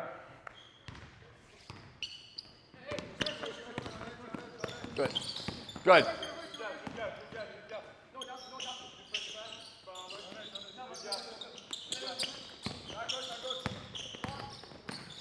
Good take. Ooh, hold up. All right. That's pretty good. Now, are any of these things defensively, they're just about being disruptive. Do you stay in them the whole time? No. Is it something that you're going to run for 40 minutes? If you've got a great conditioned team and you're deep and you can sub, you can play 10, 11 guys, yes, right?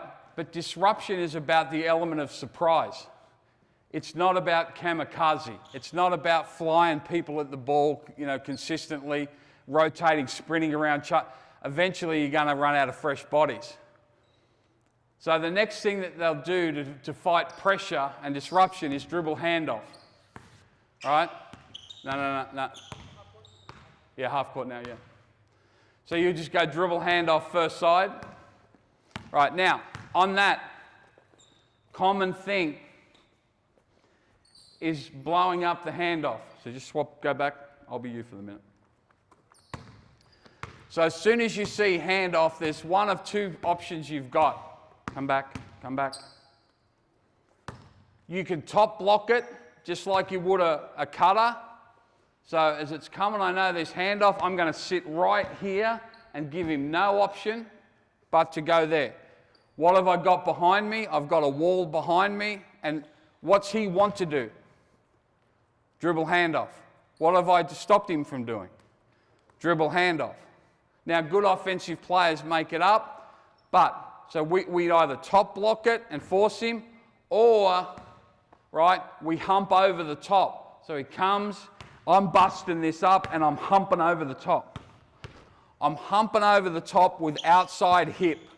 That's a common problem. People go inside hip. What I mean by that is, denial is inside hip. Does that make sense? The terminology makes sense? Denial is inside hip. Blowing up dribble handoff, outside hip. Remember I spoke to that term yesterday, chugging. I want to get outside hip. Come. And I don't want him to catch it. All right? Now he's playing from there. So the next thing they'll do, come back, is go dribble handoff second side. Same thing. No. Throw it. Sorry. Throw it. Handoff. Same thing. All right? You either top block it and force that, or you're here. Okay? And they can't catch it. Your only job in life is they can't catch it. The second side one, come back. Usually this guy, in most offensive structures, is a bigger guy, isn't it? So the handler, and he's a point guard, but they flipped it back to the 4 or the 5. Yeah.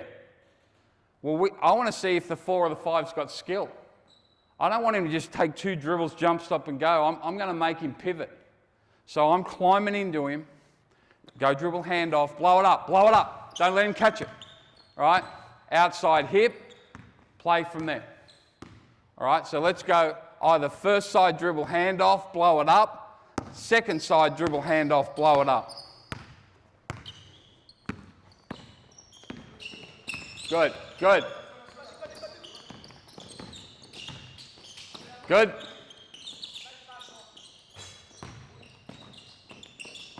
Good job. Good O, good D. A good concept from there. Now, the other advantage of going outside hip on that blow up, and my man just did a phenomenal job. I'll be you. Come. What he just did, and we learned from players, come back here. If I go outside hip chug, what hand's available to me? Where's the ball? Come. Go from there. If you watch Kyle Lowry, and I know he's an honorary Canadian, right? He's great at this stuff. Big, strong bull of a man through the chest. They come. He's such an ornery, stubborn SOB, right? He's like, no. And then all of a sudden, whoop, And now, you know what he's like? This guy's chasing him, he's looking at him. All right? That's what you want them to do. If you force them to go handoff by good situational denial, the defense should be thinking, we got him now. If you're going to play this level of disruption, you've got to have some dog in you. What did Jimmy Butler say the other day after that game? I love our team. We got some dogs. All right? He's right. And he's the king of them. Same here defensively. If you're going to blow up handoffs, one thing that can't happen, if you're going to try and blow these handoffs, is they get the handoff. Because we're screwed. All right, go second side. Go. Good. Good. Now, great example, right? Now, I love my man, but I can't stand him at the same time because he's trying to ruin my clinic, all right? So he says to this guy, go back door, all right? Smart, very smart, excellent cut, by the way, beautiful timing. What was the result? Turnover. Not his fault, nor his fault, but I'm okay with that. I guess what I'm saying? Do kids naturally back cut? No, what do they naturally do? Zombie cut. Hey, the ball. All right? They want to go towards the ball. So if you make them back cut, basket cut, all right, that's not a bad result. Now, if they scored off that, I'd be celebrating at my man here. But they didn't, they turned it over. Why? Who dictated what they were doing? Defensively. All right? Start back. Now, you can go handoff down the line, or you can go handoff second side. I don't want to know what you're doing. All right? And then we play basketball. All right? Go. Good. Blow it up. Blow it up. Good. All right? Swap it over.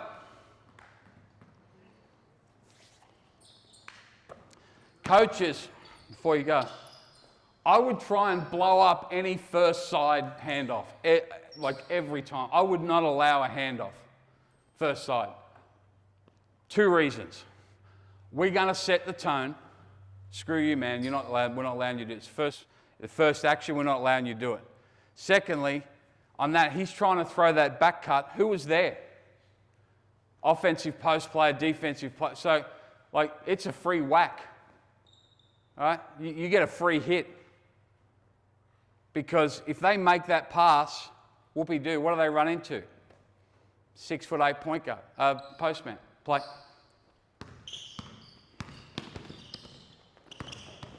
Good.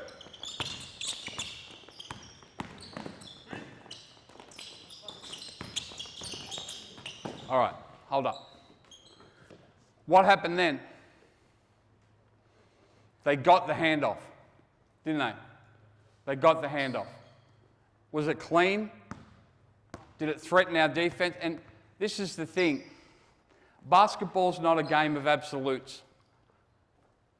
Remember we said the other night, don't say don't. Try not to say try. All right? Always avoid saying always. So I said before, I'm always going to try and blow that up. All right? So I said always and try. How am I going? All right? But we had the intent, so sometimes trying is enough, is I guess what I'm saying. Don't be that defensive coach that thinks you're an NFL defensive coordinator, where you control every foot pattern, every movement of the game. Basketball players are smart, and they're really skilled, and they're really good. So they're going to get things, but what I don't want is to come off it comfortably. In that situation, come back. Now, if you sense, that he's going to get it, jump switch it. Yeah, and jump switch it. Okay. There's a difference between switching and jump switching. I see it all the time. Get this out of your vocabulary. Just switch it. In that action, just switch it. Why just? Right? I see this all the time with handoffs. He goes down, right? And I'll just switch it. He gets it, he jumps it. Yeah. Now, he's aggressive, but so often kids do this. I'll be you. All right? So we're going to switch. Well, good for us. But who's uncomfortable now? No one. So you're going to try and blow it up, and then if you realize, and this is, we talk about defensive decision making, if you realize that they're going to get through, jump switch, just like you did. Chest, body out, hands up. All right, and pressure the ball from there. So let's do that now. Jump switch the hand off and play basketball. Play.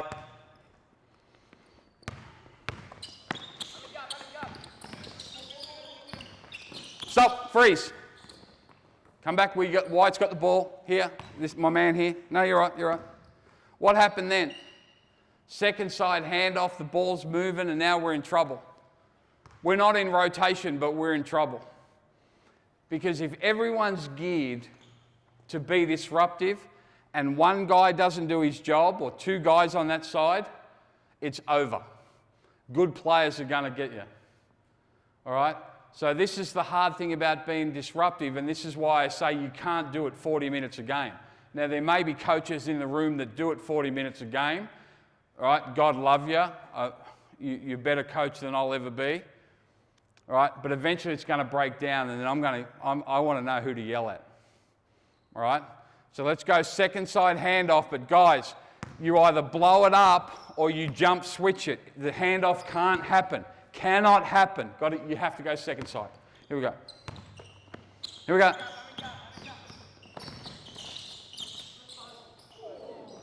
All right. Now,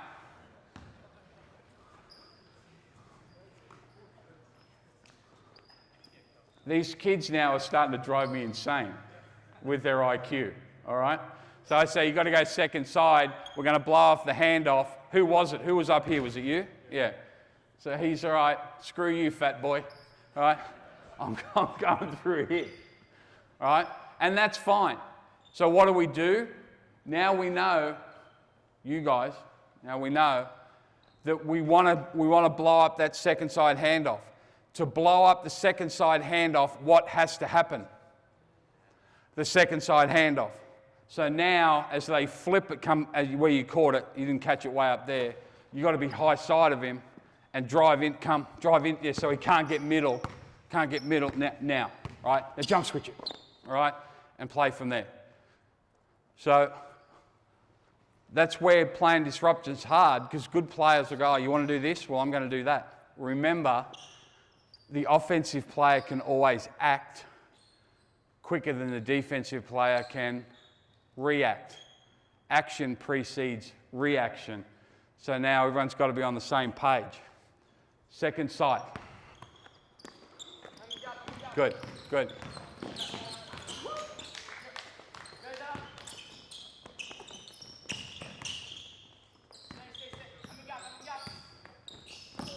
All right.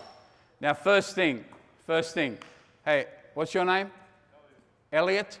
Have a sub, Elliot. No, I'm joking. But that's exactly what's going to happen with your disruption piece, right? Is good players are going to see what's coming and go from there. So understand this. Disruption is not a magic formula, right? It's not smoke and mirror. You've got to be sound defensively. So what's our first premise? We've got to have pressure on the ball. Second premise, we've got to make him play through our chest. Ball, you, basket. So that, all this, sometimes in this with young players, right, they think it's a magic formula. Oh, we're going to do this and no, you've got to be solid first. Because teams are too good. The days of, we're going to blow up handoff and the other team goes, that doesn't happen. You've got to be more solid. All right, last one, you can go first side or second side. Elliot, I love you, brother, but help a brother out. All right, play. Good. That's all right. Good, play. Stay sound. Good. Help him recover. Good. Hands. Good rotation. Get it. One more. Great job. Now, on that, Did we blow the handoff up? No. They got the handoff, but they disrupted a little bit. What was great? What's the one thing that every coach wants to stay out of? Starts with R. Rotation. What did they do great? Rotation. Does that make sense? So, and this is, I'll come to you, coach. This is, I hear coaches all the time, oh, we want to stay out of rotation. We're going to switch everything. We want to stay out of rotation. I say to them, just because you want to stay out of rotation doesn't mean you don't rotate. The best defensive teams in the world rotate. If you're going to be disruptive, you have to rotate. Coach. Will you ever teach hedging the handoff? Yeah, we will. We'll teach hedging. We'll teach sliding underneath it. We'll teach doubling it. But here we're just working on that, being really disruptive. But yeah, certainly. I think one of the things with handoffs, offensively, I think that the dribble handoff is sort of not as effective as it was even 4 or 5 years ago. Now the stationary handoff or gets is more difficult because you can cut out of it and whatever else.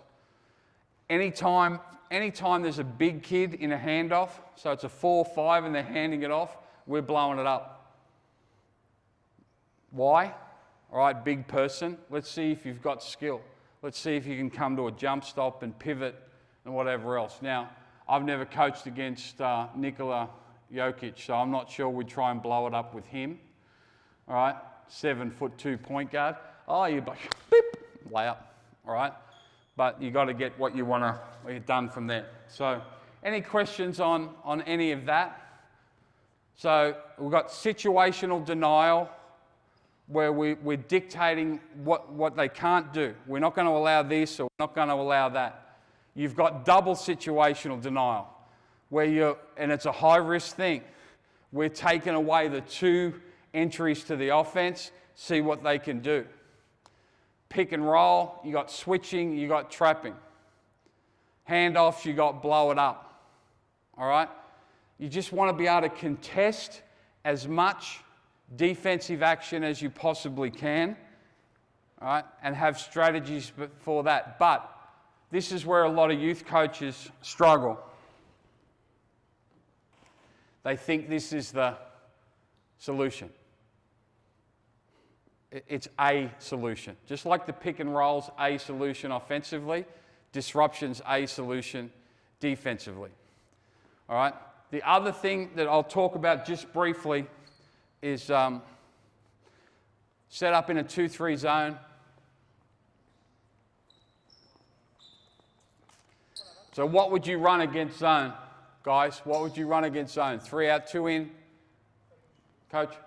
Where's he gone?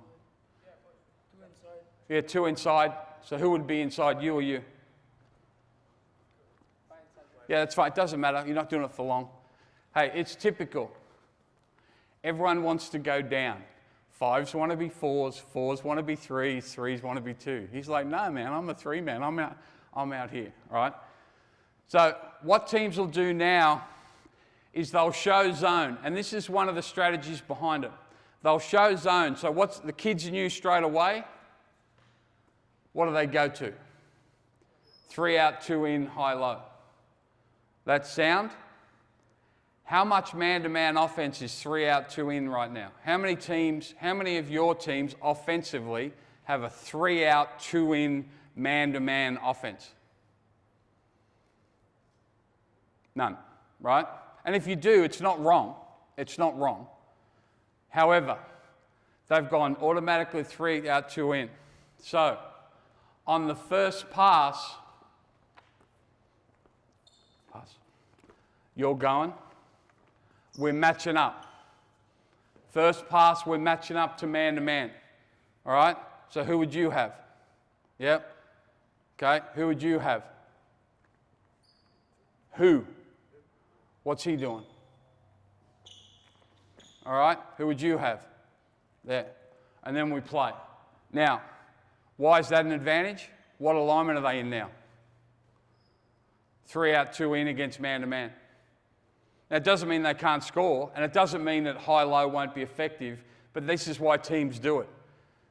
They challenge your alignment by changing the defense. So now, they've got to figure out how to play high-low. So you're there. What's the common solution? What would you maybe come and do? What do I want you to do? Jump, switch it. And you've got to get to the inside of him, yeah, right? And then we play from there. So we show zone, first pass, we're man-to-man. Often their solution is to pick and roll, automatically switch the first pick and roll and stay matched up. Does that make sense? This is a common thing now, particularly with European teams. All right, let's play. This is the thing too, if you're going to be disruptive and you're going to work through changing defenses, you've got to be good actors. So here, you guys have got to show zone. And what I mean by show zone, hey, oh, hey, ball. Right, you're not doing that in man-to-man, are you? But zone, you want to, right? So you're showing, hey, and I'm yelling out, zone. First pass, slam it up, match up, all right? Switch that first pick and roll, all right? And now we choke them. Why? They've spent, say, 6 seconds getting it down. The guard gets it. Coach is screaming at him, zone. He's like, run whatever. How much time on the clock now? 12 seconds. They've got to run offense. All right, so start up here. Show zone, first pass. All right, man-to-man. Yeah, go. No. Show zone, first pass, man-to-man. This is the problem, and this is why for 25 years I didn't do this stuff. All right? Again, my mentor, he said, Peter, what you have to understand, that players are intrinsically evil and they've been sent to this earth to screw over coaches. Right? He wasn't a real positive guy. But he was right in a lot of ways. That's why I wouldn't do it. So what did they just do? They stayed in zone. Whose fault is that? Mine. Right? So guys, first pass, you're matching up man-to-man. So you're going from zone to man-to-man. Got it? Yeah. Here we go. Good. Match it up. Good pressure on it. Good. All right. Get to a pick and roll. Switch it. Good. Rotate. Good. All right. Swap it over. Now, it's lucky. It's lucky I've only got about 20 minutes because these kids are killing me. So I say, get to a pick and roll. What's the guard do? He refuses to pick and roll. I love it, but I hate it at the same time. Right? They've been really well coached, these young men. They're very, very bright. All right? Here we go, fellas. First pass. Now, with this, all right? When you play zone, do you play any zone? Yes. A little bit, yeah. Do you have what we call a tandem front, 1-1, or do you have two? We have like one on the ball sometimes. Yeah, 1-1. Yeah, okay. If you've got 1-1 like this, like tandem, that's fine. I have this too. Which side has the pass got to go to? The one. Yeah. He's your guy, right? If it goes there, big guy's got to go. So you've got to do this on the zone, especially if we're going to go. Hey, zone. Now, there, easy closeout. I'm denying it back, all right? Go and pick and jump switch it, and now we're playing, but look where everything is here, all right? But if you allow that pass to go over there, it's a big guy. Yeah, you with me? Yeah. Now you watch, this kid will throw it the other way just to screw me over. Here we go. He's trying to. Good. Match. Good. Closed. Here we go. All right, go again. Now they're being smart offensively. Where did he throw it? High post. Right? That's fine. Here we go. Good. Close. No, no, no, whoa, whoa, whoa, whoa, whoa, whoa, whoa. Come back. My fault. We would do this out of a timeout or at worst out of a stop game and a huddle. And I'd say to my man, hey, change. So he knows. Everyone's got to be on the same page. There is no decision to be made. On the first pass, we're man to man. What happens with this, and this is why I don't like it as much as other things, the kids in the back line freeze. And that's exactly what happened then. So the top guys, and this guy's in here. He's not guarding anyone.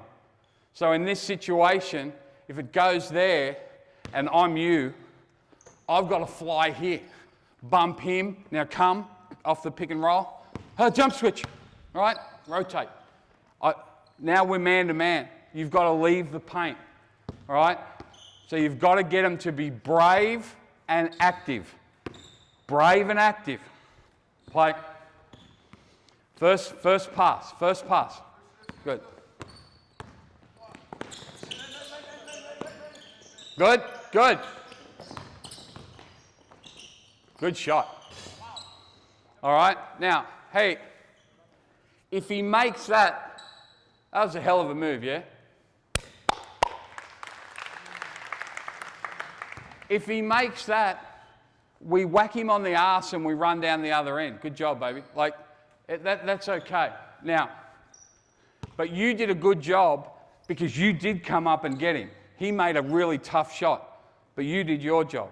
The other thing that we can do, and this is really important, so they can't do that, because these kids are, really bright, they throw it in there.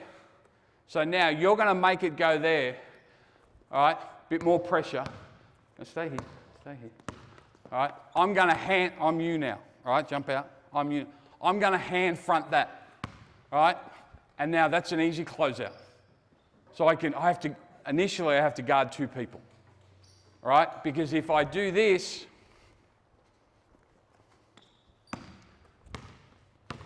they catch it there, we just saw what he could do. If this is a stud, if this is a really good offensive player, I'm doing this. I'll be you. Hey, bring the center up, and then we can play.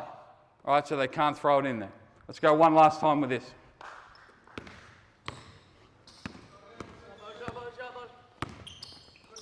Good, good. Jump switch it. Good, good. Good job. Good, good. Where did it stay for a long time? On the same side of the floor. Why? The key to it is jump switch that pick and roll. Because usually they'll use, remember we spoke yesterday? We use diagnostic tools to figure out what the defense is. What's the main diagnostic tool now? Ball screen. How do they defend the ball screen? Just switch it, keep it that side.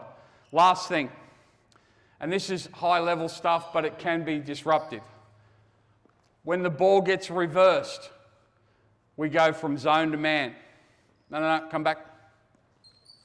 So you zone it, white, you zone, right? On the entry pass, whichever side. You still zone, all right? So you're still guarding areas. Reverse it, match up, all right? Now, on this second side change up, we have to keep it one side. We have to keep it one side. So you're contesting that part, he can't catch it in there, all right? You're fronting that, you're denying that. The only thing we're giving up is that, and that's a pretty simple, it's you, all right? So we get on a reversal, so second side, we go from zone to man, but we have to load to one side or we're dead. If it gets to the third side, they will score. Understand, guys? Yes? Zone to start. Yes, mate. Go. Good. Play now. Good. Good. Good. Send it. And again, that's okay. He knows that we're going to change the defense on the second side. So what did he do? He shot it on the first side. Was that a bad shot? I don't think it was a bad shot. Am I happy with that as a defensive coach? Mid-range pull-up, first side against a 2-3 zone? Yep. All right. So now let's go. Good job. Get it to the second side so we can match up. We can match up. Play. Ready? Here we go. Zone. Here we go. Good. Reverse it. Match up. Pick and roll. Jump switch it. Jump switch it. Jump switch it. Good. Good. Keep it there. Keep it there. Good. Good job. Play. 8, 7, 6, 5. All right. That was a pretty good example, yeah? All right. Thought that was good. The only thing I would say over there, that second pick and roll, switch that too. Switch that too. All right? And the reason I say switching of the pick and roll, it's a very easy, safe solution. Too often, you know, we've got too many ball screen coverages. If you're going to go from zone to man, I would switch every single ball screen full stop. Then the players all know. Because you've all had it. You know, they blow a ball screen coverage and they go, oh, coach, I thought we were in hard show, or I thought we were in trap, or I thought we were in drops, or whatever else. Okay? So there's no accountability. In this changing defense, there's got to be accountability. So I'm going to switch every pick and roll.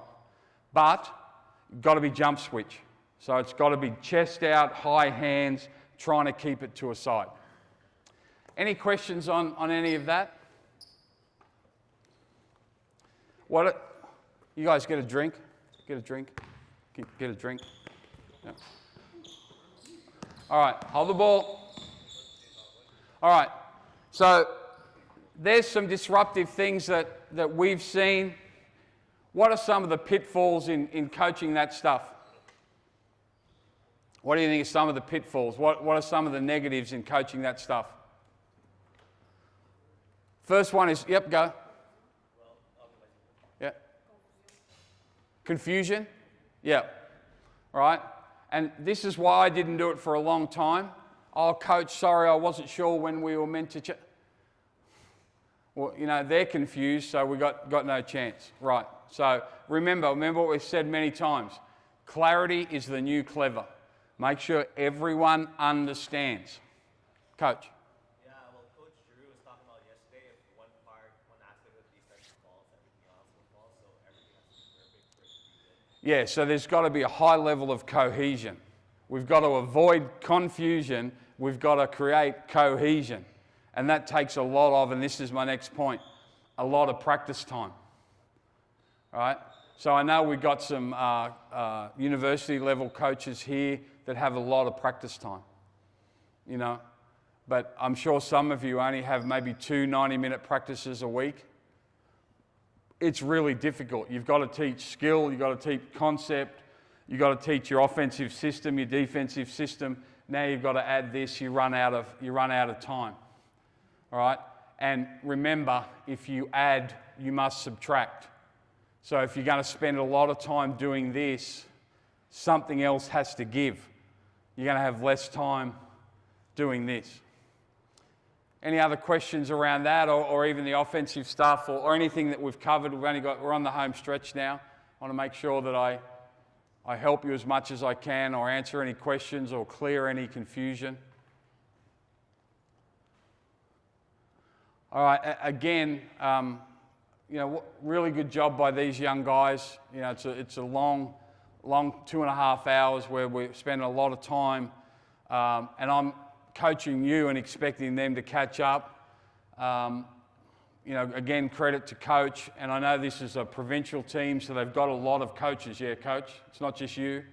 So anyone who's had involvement in these young men, bravo.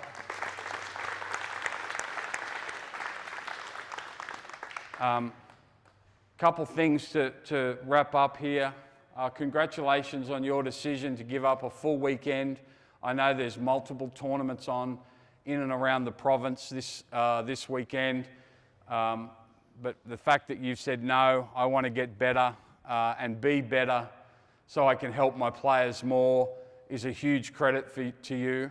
I want to thank Basketball Québec for being so generous in hosting me. This is the second time I've been to this beautiful city and this beautiful region in the last 5 years. I look forward next trip to bring my family to show them the beautiful city, but also meet the wonderful people and the basketball family here. So thank you very much for your great generosity. Thank you, Ali, for your great generosity. All right, and the support of coaches. I will send all my notes and any literature I've got on any of these concepts to Alejandro, and I'm happy for you to send that out to the coaches. I'm a big believer in learn it one day, share it the next. Learn it one day, share it the next. This is not my information, this is the sports information. I'm really fortunate. I travel the world watching basketball. All right? My father, who's a former teacher and school principal, he says to me every day, when are you going to get a real job? My answer, hopefully never. All right? So I'm really fortunate to do that. So I think because of that, I'm obligated to come and share it with as many people as I can. It doesn't mean that I'm a genius, far from it. It just means that I've been lucky enough to see and learn and speak to some great coaches, and I just want to share that information as much as I can. So I'm humbled to be invited by my good friend back to do this, and I'm humbled by you guys spending such an amount of time listening to me and watching these young players. Thank you.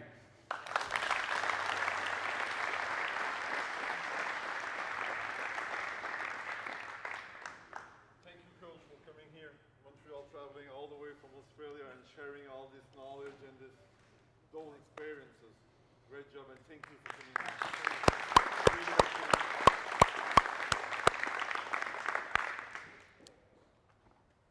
C'est bon?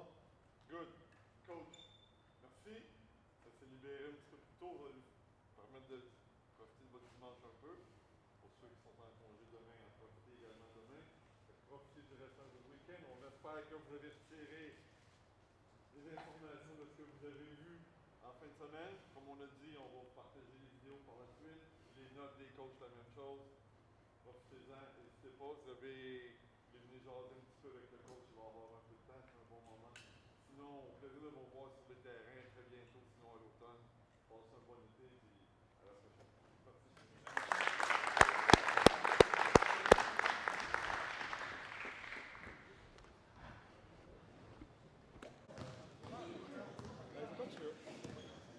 Fait que je me nomme Vas-y, quand tu veux, ouais, c'est parti. Yannick Boivin, sport-études à Félix Leclerc. Raison pourquoi je suis venu, c'est principalement parce qu'on a toujours quelque chose à apprendre au niveau basket. On ne connaît pas tout, donc voir des entraîneurs nous partager leurs connaissances, c'est toujours agréable. Puis une des raisons pourquoi je suis venu aussi, c'est parce que Peter Lonergan était là. Je voulais voir un peu qu'est-ce qui se voit sur l'international puis en Australie aussi. C'est principalement ça. Et qu'est-ce que tu as appris du workshop? Qu'est-ce que j'ai appris? C'est principalement au niveau de l'attaque, la transition, c'est principalement là où j'ai pu voir qu'il y a des choses que j'ai à travailler. Mais mis à part ça, c'était un bon enseignement malgré tout. Il y a des choses qu'on connaît mais qu'on oublie. Donc, c'est bien de se faire rafraîchir la mémoire un peu. Super, excellent. Et dernière question, est-ce que tu recommanderais à d'autres coachs par rapport au de venir peut-être? Toujours, et on a toujours quelque chose à apprendre. Les entraîneurs, ils doivent... on demande à nos joueurs on impose à nos joueurs des entraînements. Nous, on fait les entraînements, on coach les matchs, mais il faut aussi se trouver des façons pour s'améliorer. Parce que si on pense qu'on connaît tout, à un moment donné, c'est peut-être le temps de se retirer. Super, merci. C'est bon?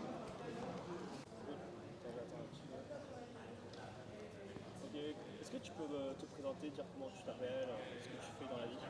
Oui, mon nom c'est Hélène Gratton. Je coach au séminaire de Sherbrooke au niveau collégial et aussi à Mitchell au point de vue Benjamin, garçon. Ok, super. Et pourquoi tu as voulu faire ce workshop? En fait, je suis venue ici, la raison pour laquelle je suis venue au workshop, c'est parce qu'on demande aux athlètes de tout le temps s'améliorer puis d'apprendre, mais les coachs aussi, je pense qu'on a besoin de se rafraîchir, d'apprendre des stratégies nouvelles pour évoluer puis se maintenir surtout à jour des tendances au niveau du basket. Super. Et qu'est-ce que tu as appris durant ce workshop ce week-end? Enfin, j'ai appris que j'enseignais l'ancienne façon de jouer au basket. Donc, je suis contente d'être venue parce que vraiment, je me suis mis à jour là, des certaines façons, comment on joue à la défense, comment on joue à l'attaque. Donc, surtout le spacing, que c'est correct que les joueurs jouent plus haut un petit peu pour créer de l'espace, puis de vraiment comment apprendre aux jeunes de prendre l'espace, puis c'est quoi l'impact positif sur ce fait-là, puis comment que ça crée des baskets faciles, dans le fond. Donc, la facilité, la communication, tout ça. Donc, ça a vraiment été là, un eye-opening pour moi de voir que c'est si simple, de retourner à la simplicité. Super, super. Et derrière ça, est-ce que tu recommanderais aux coachs, aux juges, arbitres de venir à ce type de workshop? Oui, je recommanderais surtout aussi, c'était le fun, vendredi, on a eu comme une table ronde avec les coachs et les arbitres. Donc, c'est une bonne manière constructive et sans émotion, dans une session sans émotion, de pouvoir communiquer ensemble, puis de voir comment que l'arbitre pense, comment que les coachs pensent, comment qu'on peut mieux travailler ensemble. Donc, oui, je pense que ce serait important aussi aux arbitres de venir faire un petit tour, puis qu'on puisse aider vraiment les jeunes et non pas juste penser aux coachs et aux arbitres. Donc, oui, je recommanderais à tout le monde de venir faire la session. Ça a été un super week-end. Je remercie l'organisation, je remercie le coach Peter qui est venu, Marion aussi, Pierre Marion. Donc, ce fut un excellent week-end. Je recommande fortement. Merci.